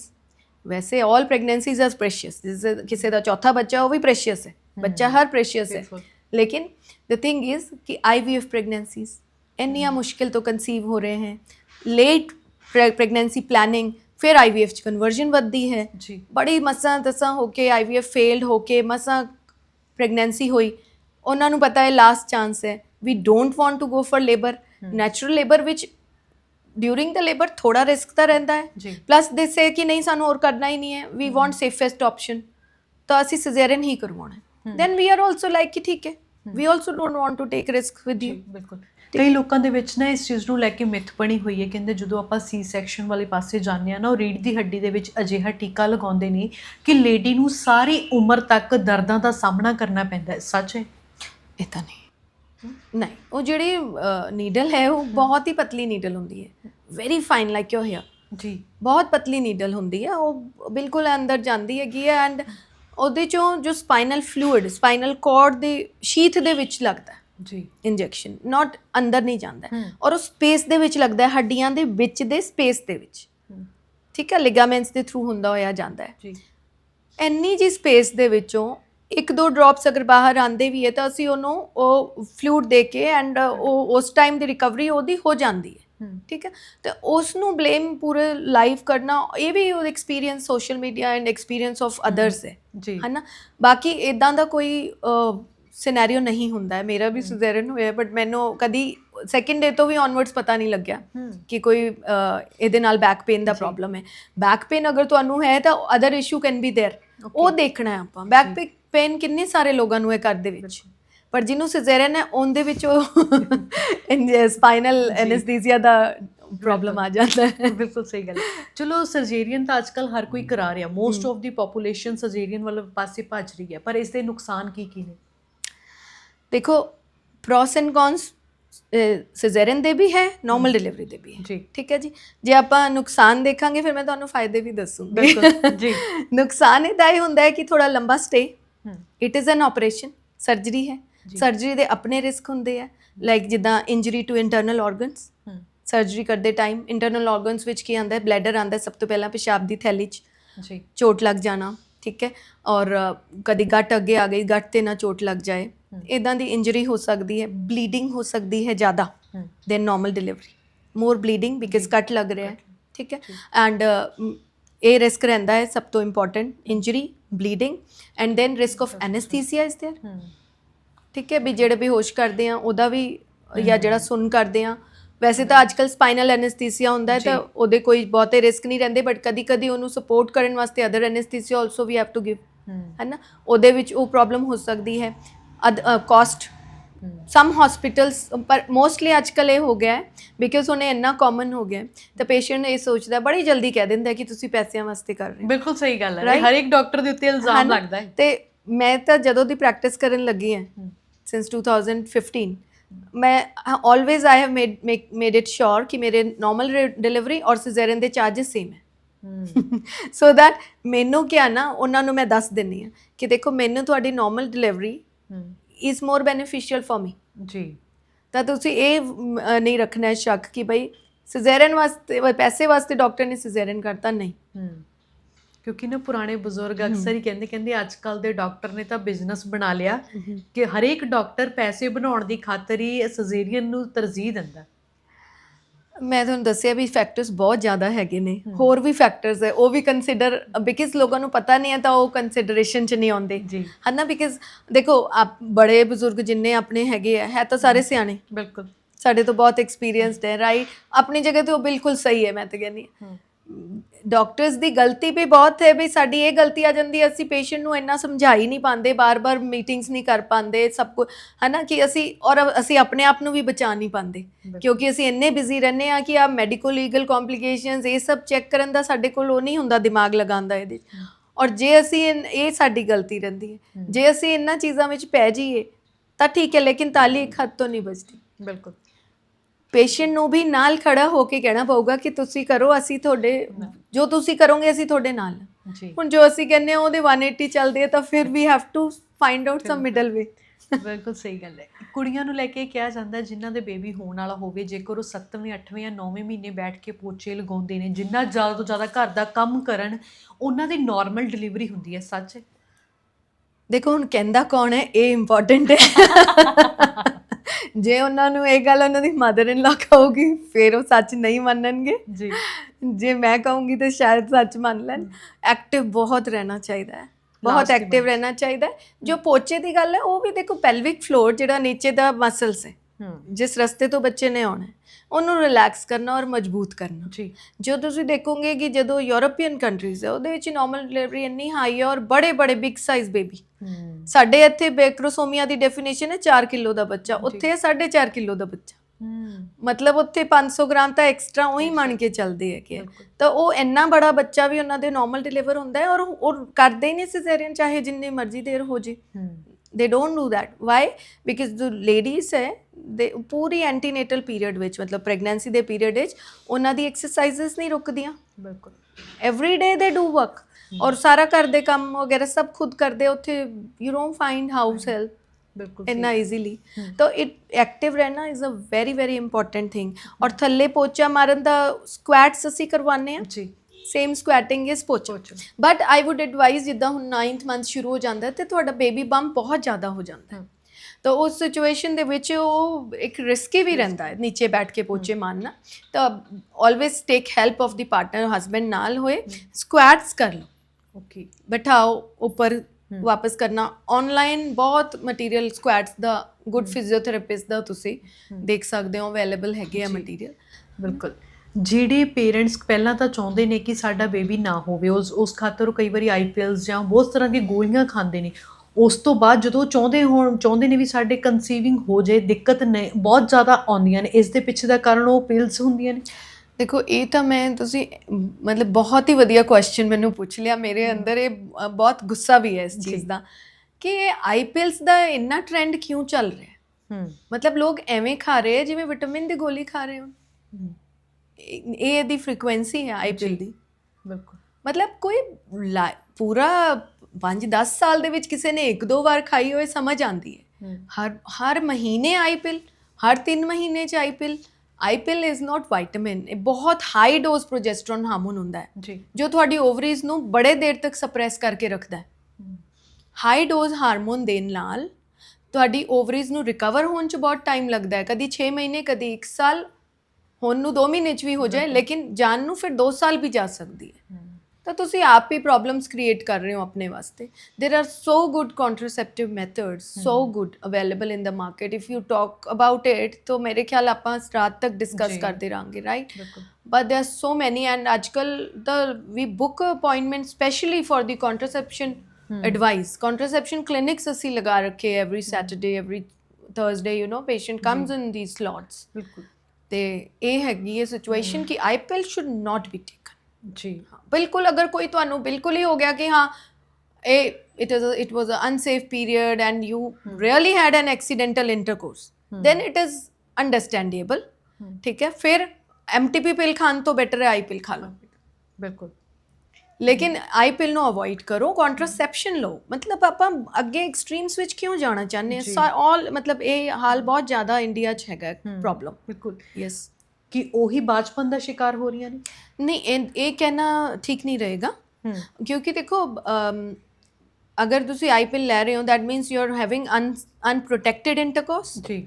ਅਨਪ੍ਰੋਟੈਕਟਿਡ intercourse can also be a cause of infections. ਬਿਲਕੁਲ। pelvic inflammatory diseases, ਠੀਕ ਹੈ, ਅਨਵਾਂਟਿਡ ਪ੍ਰੈਗਨੈਂਸੀਜ਼ ਐਂਡ ਇਹ ਸਾਰੀਆਂ ਚੀਜ਼ਾਂ ਜਿਹੜੀਆਂ ਲੈ ਜਾਂਦੀਆਂ ਅੱਗੇ ਟਿਊਬਲ ਬਲੌਕ ਮੇ ਹੈਪਨ, ਓਵਰੀਜ਼ ਦੇ ਵਿੱਚ ਹਾਰਮੋਨਲ ਸਪਰੈਸ਼ਨ ਮੇ ਹੈਪਨ। ਜਿਵੇਂ ਮੈਂ ਤੁਹਾਨੂੰ ਕਿਹਾ ਕਿ ਕਈ ਵਾਰ ਓਵਰੀ ਰਿਕਵਰ ਹੋਣ ਨੂੰ ਬੜਾ ਟਾਈਮ ਲੈ ਲੈਂਦੀ ਹੈ। ਤਾਂ IPL can be a by product of so many other problems also ਜਿਹੜਾ ਫੀਮੇਲ ਐਡਰੈਸ ਨਹੀਂ ਕਰ ਰਹੀ ਹੈ। ਤਾਂ ਮੈਂ ਤਾਂ ਸਭ ਨੂੰ ਇਹੀ ਐਡਵਾਈਸ ਕਰੂੰਗੀ ਕਿ ਆਪਣੀ ਪ੍ਰੋਟੈਕਸ਼ਨ 'ਤੇ ਪਹਿਲੇ ਧਿਆਨ ਦਿਓ। ਬਿਲਕੁਲ। It can B N unprotected intercourse, you know, for whatever thing, for fun thing, but it can be a lifetime problem for you. Lower abdominal pain sada vaste, infertility sada vaste, tube block ho gaya, फिर you will go to IVF, where ovarian hormonal imbalance ho gaye, then there will be infertility. So yes, there are problems associated with. बिल्कुल। IPL खुद नहीं करांदी है पर ਉਹਦੇ ਜੋ behind factor है, there are many। ਬਿਲਕੁਲ ਸਹੀ ਗੱਲ। ਅੱਜ ਕੱਲ੍ਹ IVF ਦਾ ਬਹੁਤ ਜ਼ਿਆਦਾ ਟ੍ਰੈਂਡ ਚੱਲ ਰਿਹਾ। ਪਹਿਲਾਂ ਕਦੀ IVF ਦੇ ਹਸਪੀਟਲ ਆਪਾਂ ਦੇਖੇ ਨਹੀਂ ਸੀ, ਪਰ ਅੱਜ ਹਰ ਸ਼ਹਿਰ ਦੇ ਵਿੱਚ 2 ਤੋਂ 3 ਹਸਪੀਟਲ ਨੇ। ਲੋਕ IVF ਵਾਲੇ ਪਾਸੇ ਕਿਉਂ ਭੱਜ ਰਹੇ ਨੇ? ਦੇਖੋ ਕਲੀਨਿਕ ਹੈ ਇਸ ਕਰਕੇ ਲੋਕ ਨਹੀਂ ਭੱਜ ਰਹੇ। ਕਲੀਨਿਕ ਖੁੱਲ ਰਹੇ ਕਿਉਂਕਿ ਲੋਕ ਹੈ ਭੱਜ ਰਹੇ। ਜੇ ਮਤਲਬ ਮੈਂ ਕਲੀਨਿਕ ਖੋਲਾਂ ਤੇ ਮੇਰੇ ਕੋਲ ਪੇਸ਼ੈਂਟ ਹੀ ਨਾ ਹੋਵੇ ਤਾਂ ਮੈਂ ਕਿਉਂ ਖੋਲੂੰਗੀ? There are many patients. ਕਿਉਂ ਹੈ ਉਹਦਾ ਰੀਜ਼ਨ ਸਭ ਤੋਂ ਬੜਾ age, late marriages, work pressures, they're not planning in a right age because ਉਹੀ ਏਜ ਤੁਹਾਡੀ ਕੰਮ ਦੀ ਹੈ। ਬਿਲਕੁਲ वर्क और प्रोफेशन और करियर ਦੀ ਵੀ ਸੇਮ ਏਜ ਹੈ ਔਰ ਸੇਮ ਏਜ ਬੇਬੀ ਕੈਰੀ ਕਰਨ ਦੀ ਹੈ। You have to choose one, leave one. Supportive husbands होना is a rare thing to find. तो दोनों कपल्स ਨੂੰ ਮਿਲ ਜੁਲ ਕੇ ਰੇਸ ਕਰਨਾ ਚਾਹੀਦਾ ਹੈ ਅਗਰ ਦੋਨੋਂ ਕਰੀਅਰ ਓਰੀਐਂਟਡ ਹੈਗੇ ਆ ਤਾਂ ਨਾ। ਮੈਟਰਨਿਟੀ ਲੀਵ ਮਦਰ ਲਵੇ ਤੇ ਫਿਰ ਪੈਟਰਨਿਟੀ ਲੀਵ ਫਾਦਰ ਵੀ ਲਵੇ ਔਰ ਸਾਰੇ ਮਿਲ ਜੁਲ ਕੇ ਕਰਨ ਤਾਂ ਇੱਕ ਸੈਟਲਮੈਂਟ ਕਰਨ ਕਿ ਜਲਦੀ ਵਿਆਹ ਹੋਏ। ਏਜ ਜਦੋਂ ਜ਼ਿਆਦਾ ਹੋ ਜਾਂਦੀ ਹੈ ਐਗ ਰਿਜ਼ਰਵ ਘੱਟ ਹੋ ਜਾਂਦਾ ਹੈ, ਆਈ ਟੋਲਡ ਯੂ, ਠੀਕ ਹੈ। ਫਿਰ other factors are definitely there. ਇਹ ਜਿਹੜੀਆਂ ਅਨਵਾਂਟਡ ਪ੍ਰੈਗਨੈਂਸੀਜ਼ ਹੋ ਰਹੀਆਂ ਇੰਨੀਆਂ ਜ਼ਿਆਦਾ, pelvic inflammatory disease is a by product, ਠੀਕ ਹੈ। ਤੇ ਉਹਦੇ ਕਰ multiple sexual partners they can also lead to this pelvic inflammatory diseases, tubal blockage, ठीक है, मेंटल स्ट्रेस, फिर smoke, alcohol, it is getting very common in girls also nowadays. It is becoming a I don't know, social symbol kind of a thing for social media thing, or I don't know, but हाँ बहुत ज़्यादा हो गया है। तो these things are not good for the health, overall health खराब हो रही है। बिल्कुल, तो that's why these things are in trend nowadays। बिल्कुल। IVF ਦੇ ਫਾਇਦੇ ਤੇ ਨੁਕਸਾਨ ਕੀ ਨੇ? ਦੇਖੋ ਫਾਇਦਾ ਤਾਂ ਇਹ ਹੈ ਕਿ ਜਿਨ੍ਹਾਂ ਕਪਲਸ ਨੂੰ ਬਿਲਕੁਲ ਹੋਪ ਨਹੀਂ ਹੈ, ट्रीटमेंट ले लिया है बहुत, यू नो, IUIs हो गए हैं, मेडिसिन्स खा लिया हैं, नो प्रॉब्लम डिटेक्टेड, या कोई प्रॉब्लम है तो नहीं हो सकता, then IVF is a hope. ये ਇਹਦਾ ਬੜਾ ਫਾਇਦਾ ਹੈ। ਬਿਲਕੁਲ। ਨੁਕਸਾਨ ਇਹ ਹੈ ਕਿ yes mental stress, mental physical strain, because you have to inject yourself, बहुत सारे injections लगाने पैंदे हैं, but then ultimately it's giving you a hope, so patient undergoes this, but J successful नहीं ਹੁੰਦਾ है then it's a big trauma on the mental health। ਬਿਲਕੁਲ, ਠੀਕ ਹੈ। ਬਾਕੀ ਪ੍ਰੈਗਨੈਂਸੀ ਦੇ ਵਿੱਚ if you ask me ਕਿ IVF pregnancies ਦੇ ਵਿੱਚ ਕੀ ਪ੍ਰੋਬਲਮਸ ਹੈਗੇ then that's entirely a different topic। ਤੇ though it is giving couples the child, ਔਰ ਜੋ risk ਹੈਗੇ associated ਉਹ ਇੰਨੇ ਸਿਗਨੀਫਿਕੈਂਟ ਨਹੀਂ ਹੈ ਕਿ ਉਹਨੂੰ ਆਪਾਂ ਡਿਸਕਸ ਕਰਕੇ ਉਹਦੇ ਵਾਸਤੇ ਇੱਕ ਨੈਗੇਟਿਵ ਅਵੇਅਰਨੈਸ ਬਣਾਈਏ। ਬਿਲਕੁਲ ਸਹੀ ਗੱਲ ਹੈ। ਆਪਾਂ ਬਾਈਂਡ ਅਪ ਵਾਲੇ ਪਾਸੇ ਚੱਲਦੇ ਹਾਂ। ਜਿਹੜਾ ਅੱਜ ਕੱਲ੍ਹ ਕੁੜੀਆਂ ਦੇ ਵਿੱਚ ਵਾਈਟ ਡਿਸਚਾਰਜ ਦੀ ਦਿੱਕਤ ਆ ਰਹੀ ਹੈ, ਉਸ ਦੇ ਪਿੱਛੇ ਦਾ ਕਾਰਨ ਕੀ ਹੈ? ਦੇਖੋ ਇਹ ਫਿਰ ਮੈਂ ਕਹੂੰਗੀ it's a very good question because ਬਹੁਤ ਫਲਮੀਨੇਟਿੰਗ ਟੌਪਿਕਸ ਹੈ ਨਾ ਇਹ। ਲਾਈਕ OPD ਦੇ ਮੋਸਟ ਕਾਮਨ ਕੇਸਿਸ ਇਹੀ ਆ, ਠੀਕ ਹੈ। And let me tell you ਜੋ ਮੋਸਟ ਕਾਮਨ ਕਾਜ਼ ਹੈ ਵਾਈਟ ਡਿਸਚਾਰਜ ਦਾ, ਉਹ ਵਜਾਈਨਾ ਦੇ ਵਿੱਚ ਹੀ ਹੈ। It's like not an infective cause, it is like ਜਿੱਦਾਂ ਗੱਟ ਦੇ ਵਿੱਚ ਗੁੱਡ ਐਂਡ ਬੈਡ ਬੈਕਟੀਰੀਆ ਹੈ, ਇੰਬੈਲੈਂਸ ਹੋਏਗਾ ਤਾਂ you'll have loose motions. Similarly ਅਗਰ ਵਜਾਈਨਾ ਦਾ ਗੁੱਡ ਐਂਡ ਬੈਡ ਬੈਕਟੀਰੀਆ ਦੇ ਵਿੱਚ ਇੰਬੈਲੈਂਸ ਹੁੰਦਾ ਹੈ, when bad overcomes good you will get vaginal discharge, which is a very common cause, but other infective causes are also there ji, theek hai। sexually shared infections are there jo ki hun ta bahut zyada common ho raha hai, theek hai। te lekin we can't ignore that bacterial vaginosis ya khud da jehda self immunity ਕਰਕੇ ਜੋ ਹੋ ਜਾਂਦਾ ਹੈ। ਜਿਹੜੇ patients ਨੂੰ PCO ਹੁੰਦਾ ਹੈ, insulin resistance ਹੁੰਦਾ ਹੈ, ਜਾਂ ਆਪਾਂ ਕਹੀਏ ਕਿ ਇਮਿਊਨਿਟੀ ਡਾਊਨ ਹੋ ਰਹੀ ਹੈ, ਐਲਰਜੀਜ਼ ਰਹਿੰਦੀਆਂ ਨੇ, ਉਹਨਾਂ ਨੂੰ ਬੈਕਟੀਰੀਅਲ ਵੈਜੀਨੋਸਿਸ ਦਾ ਰਿਸਕ, ਜਾਂ mental stress, diet pattern, again lifestyle, sedentary, obesity, ਉਹਨਾਂ ਦੇ ਵਿੱਚ ਇਹ ਪ੍ਰੋਬਲਮ ਜ਼ਿਆਦਾ ਹੁੰਦੀ ਹੈ। ਤਾਂ ਅਸੀਂ ਕੀ ਕਰਦੇ ਹਾਂ, when we examine we get to know mostly ਕਿ ਕੀ ਪ੍ਰੋਬਲਮ ਹੈ। With the history only we get to know. ਇਹੀ ਐਡਵਾਈਸ ਕਰੀਦਾ ਕਿ ਆਪਣੀ ਲਾਈਫ ਸਟਾਈਲ ਬਹੁਤ ਐਕਟਿਵ ਬਣਾਓ, ਬਹੁਤ ਐਕਟਿਵ ਬਣਾਓ, ਕਲੀਨਲੀਨੈਸ ਰੱਖੋ, ਹਾਈਜੀਨ ਰੱਖੋ, ਖੁਦ ਦੀ ਪ੍ਰੋਟੈਕਸ਼ਨ ਕਰੋ। ਮਲਟੀਪਲ ਸੈਕਸੁਅਲ ਪਾਰਟਨਰਸ ਦਾ it's a trend nowadays. ਬਿਲਕੁਲ ਸਹੀ ਗੱਲ ਹੈ। ਆਈ ਡੋਂਟ ਜੱਜ, ਠੀਕ ਹੈ। ਜੋ ਜਿੱਦਾਂ ਲਾਈਫ ਸਟਾਈਲ ਚੱਲ ਰਿਹਾ, ਦੇਖੋ ਇਹ ਲਾਈਫ ਸਟਾਈਲ ਯੂਰਪ ਵਿੱਚ ਵੀ ਸੀਗਾ, ਬਹੁਤ ਪਹਿਲਾਂ ਤੋਂ ਸੀਗਾ। ਇੱਥੇ ਸਾਡੇ ਇੰਨਾ ਓਵਰ ਦ ਸਰਫੇਸ ਨਹੀਂ ਸੀਗਾ, maybe under the surface ਅਗਰ ਕੁਛ ਹੋਏ ਨੰਬਰ, ਬਟ ਹੁਣ it is over the surface. ਤੋ ਫਿਰ we are also frank with you that we want to advise you that ਜੇ ਤੁਹਾਡਾ ਮਲਟੀਪਲ ਸੈਕਸੁਅਲ ਪਾਰਟਨਰਸ ਹੈਗੇ ਆ ਲਾਈਫ ਵਿੱਚ, ਜਾਂ ਰਹੇ ਹੈ, ਜਾਂ ਯੂ ਇੰਟੈਂਡ ਟੂ ਔਰ you don't mind, then protect yourself, okay, at least use protection। The same thing I'll say again, बिल्कुल, I pill तो वधिया है contraception, बिल्कुल, but MTP तो वधिया है I pill। ਠੀਕ ਹੈ। ਬਿਲਕੁਲ ਸਹੀ। MTP is a whole strain on your body. ਜੇ ਪੀਰੀਅਡ ਮਿਸ ਹੁੰਦਾ ਹੈ, never sit back home, hospital आओ, टेस्ट कराओ, प्रेगनेंसी है, डिसाइड अर्ली। ठीक है। घर बैठ के बिना अल्ट्रासाउंड दे जो MTP पिल्स पता नहीं कित्थों मिल रही हैं, वी कांट गेट इट, सानू सिविल सर्जन ऑफिस तो ही मिलती हैं, मतलब वी हैव टू गिव पूरा उनका डिटेल देना पैंदा है, but it is over the counter available आजकल वट आई कैन से, तो वो नहीं लैनियां हैं। ਵੈਰੀ ਯੰਗ ਗਰਲਸ ਜਿਨ੍ਹਾਂ ਦੀ ਟਿਊਬ ਸਾਨੂੰ ਕੱਟ ਕਰਨੀ ਪੈਂਦੀ ਹੈ, ਫਿਰ ਫਰਟੀਲਿਟੀ ਪੋਟੈਂਸ਼ੀਅਲ ਰਿਡਿਊਸਸ। ਬਿਲਕੁਲ ਸਹੀ ਗੱਲ। ਅਖੀਰਲਾ ਸਵਾਲ ਹੈ ਮੇਰਾ, ਵਰਜਾਈਨਲ ਇਨਫੈਕਸ਼ਨ ਤੋਂ ਕਿਸ ਤਰ੍ਹਾਂ ਬਚਿਆ ਜਾ ਸਕਦਾ ਹੈ? ਹਾਂਜੀ, ਤੇ ਦੇਖੋ general lifestyle changes I told you, ਬਿਲकुल। ਉਹਦੇ ਬਾਅਦ ਹਾਈਜੀਨਿਕ ਇਸ਼ੂਜ਼ कि अपने अंडरगारमेंट्स ट्वाइस और 3 times in a day change करने हैं, पैंटीज, लूज ट्राउजर्स पाना शुरू करना चाहिए rather than tight jeans, because वो मॉइस्चर इकट्ठा करते हैं, and you know when you have long hours of sitting, it is a favourable environment for bacteria and fungus. ठीक है। Then protected intercourse, it is a very big factor. Then you should you should not use those waxing procedures over the down below area। ਬਿਲਕੁਲ ਇਹ ਬਹੁਤ ਜ਼ਿਆਦਾ ਅੱਜਕੱਲ trending 'ਚ ਚੱਲ ਰਹੀ ਹੈ ਚੀਜ਼, but that can give rise to ਇੱਕ type ਦਾ trauma ਹੈ, and when there is trauma there can be infection over there, the folliculitis or bacterial growths that can be there, ਫਿਰ ਉਹ vaginal infection ਨੂੰ ਵੀ secondary ਉਹ ਕਰਦੇ activate ਕਰਦੇ ਆ। ਤਾਂ ਜੋ ਵੀ ਤੁਹਾਡੇ ਹੇਅਰ ਰਿਮੂਵਲ ਮੈਥਡਸ ਹੈ, they should be very safe, clean ਜੀ ਹੋਣੇ ਚਾਹੀਦੇ ਨੇ। Then coming on to early treatment and diagnosis, ਹੈ ਨਾ, ਜਲਦੀ ਆਪਣਾ ਡਾਇਗਨੋਸ ਕਰਾ ਕੇ ਟ੍ਰੀਟਮੈਂਟ ਲੈਣਾ ਚਾਹੀਦਾ। ਘਰ ਬੈਠੇ ਬੈਠੇ ਨੇ ਇੱਕ ਹੁਣ ਪੇਸ਼ੈਂਟਸ ਕੰਮ ਜਿਹੜੇ ਕਹਿੰਦੇ ਅਸੀਂ ਸਾਲ ਹੋ ਗਿਆ ਇਹ ਪ੍ਰੋਬਲਮ ਹੈਗੀ ਆ बैक्टीरियल वैजिनोसिस ਦੀ, ਜੋ ਸਿੰਪਲੀ ਟ੍ਰੀਟ ਕੀਤਾ ਜਾ ਸਕਦਾ ਹੈ। ਉਹ ਅਗਰ ਸਾਲ ਭਰ ਤੱਕ ਰਹੇਗਾ ਤਾਂ ਉਹ ਪੈਲਵਿਕ ਇਨਫਲੇਮੇਟਰੀ ਡਿਜ਼ੀਜ਼ ਉੱਪਰ ਕਰਾ ਦੇਗਾ, ਵਿਚ can even lead to infertility. ਬਿਲਕੁਲ। ਮੁੰਡੇ ਕੁੜੀਆਂ ਨੂੰ ਕੀ ਸਲਾਹ ਦੇਣਾ ਚਾਹੋਗੇ ਬਤੌਰ ਇੱਕ ਡਾਕਟਰ? ਮੈਂ ਤਾਂ ਤੁਹਾਨੂੰ ਇਹੀ ਸਲਾਹ ਦੇਣਾ ਚਾਹਾਂਗੀ ਕਿ ਹੁਣ ਅਸੀਂ ਪ੍ਰੀਪੇਅਰਡ ਹੈਗੇ ਹਾਂ ਕਿ ਤੁਸੀਂ ਕਿਸੇ ਵੀ ਕੁਐਸਚਨ ਨੂੰ ਲੈ ਕੇ ਆ ਸਕਦੇ ਹੋ, ਔਰ ਕੋਈ ਵੀ ਸਿਚੁਏਸ਼ਨ ਡਿਵੈਲਪ ਹੋ ਸਕਦੀ ਹੈ। ਤੇ ਵਟ ਮਾਈ ਸੁਜੈਸ਼ਨ ਇਜ਼ ਕਿ unprotected intercourse is to be avoided। apart from that ਜਿਹੜੀਆਂ ਆਈ ਪਿਲਸ ਦਾ ਯੂਜ਼ ਹੈ ਉਹ ਮਿਨੀਮਮ ਹੋਣਾ ਚਾਹੀਦਾ ਹੈ। ਡਬਲ ਪ੍ਰੋਟੈਕਸ਼ਨ ਯੂਜ਼ ਕਰਨਾ ਹੈ। barrier contraception like condoms which are in minutes available nowadays on Blinkit, बिल्कुल, Blinkit or Instamart, whatever you name it and you get it। so use protection and use contraceptive pills also, ਤਾਂ ਕਿ ਤੁਹਾਨੂੰ ਅਗਰ ਕਦੀ protection miss ਵੀ ਹੋ ਗਿਆ ਤਾਂ ਵੀ the chances of having a baby ਔਰ ਕੰਸੈਪਸ਼ਨ ਇਜ਼ very less। तो double method is to be used whoever is in relationship। और अगर मान लो बाई चांस कंसीव हो भी गया है, don't mind coming to hospital.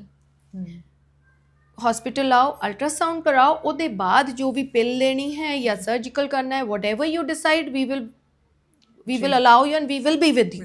ਅਸੀਂ we are there to support you, not to judge you, not to make any image out of you। we don't mind, it is your body, your life, your decisions, you are free to do that, you are a free being, right? You are an adult, but take decisions which are not unhealthy for your future life। your whole life depends upon what you are doing today। जी बिल्कुल। so this is my, you can say कि मेरी बहुत ही ज़्यादा request है, it's not my advice, because it's so painful to see young girls coming in devastating stage situation, you know, कि internal bleed हो रही है, patient she fell down at home, nobody, you know, and 6th MTP pill, can you believe it? so and after that when we saw through the laparoscope we had to take her urgently in the OT after the ultrasound for the ectopic pregnancy कि tube ਵਿੱਚ pregnancy ਹੋ ਗਈ ਸੀ। ਤਾਂ ਉਹ ਫਿਰ ਸਾਨੂੰ immediately ਕੱਢਣੀ ਪਈ। ਇਟ ਕੁਡ ਹੈਵ ਬੀਨ, ਜੇ ਅਗਰ ਉਹ ਰਾਤ ਨਿਕਾਲ ਦਿੰਦੇ ਹੋਰ ਤਾਂ we would have lost that girl and she was not that old also, and it's so painful to see। so please take timely treatment and advice। ਔਰ ਜਿਹੜਾ ਤੁਹਾਨੂੰ ਕਹਿੰਦਾ ਬਈ ਗੋਲੀ ਖਾ ਲਓ, बहुत ही बेवकूफ़ी वाली सलाह है। I must say we are there for you and we don't जज you. Just these two things I want to say. ਬਿਲਕੁਲ, ਬਹੁਤ ਬਹੁਤ ਸ਼ੁਕਰੀਆ, ਬਹੁਤ ਸੋਹਣੀਆਂ ਤੁਸੀਂ ਗੱਲਾਂ ਬਾਤਾਂ ਕੀਤੀਆਂ ਤੇ ਬੜੀ ਡਿਟੇਲ ਦੇ ਵਿੱਚ ਇਸ ਤਰ੍ਹਾਂ ਦੀ ਜਾਣਕਾਰੀ ਲੋਕਾਂ ਤੱਕ ਪਹੁੰਚਾਉਣ ਦੀ ਆਪਾਂ ਕੋਸ਼ਿਸ਼ ਕੀਤੀ ਹੈ, ਕਿਉਂਕਿ ਇਹਨਾਂ ਚੀਜ਼ਾਂ ਤੋਂ ਬਹੁਤ ਸਾਰੇ ਮੁੰਡੇ ਕੁੜੀਆਂ ਅੱਜ ਕੱਲ੍ਹ ਅਵੇਅਰ ਹੀ ਹੈ ਨਹੀਂਗੇ। ਬਿਲਕੁਲ ਜੀ, ਧੰਨਵਾਦ। Thank you.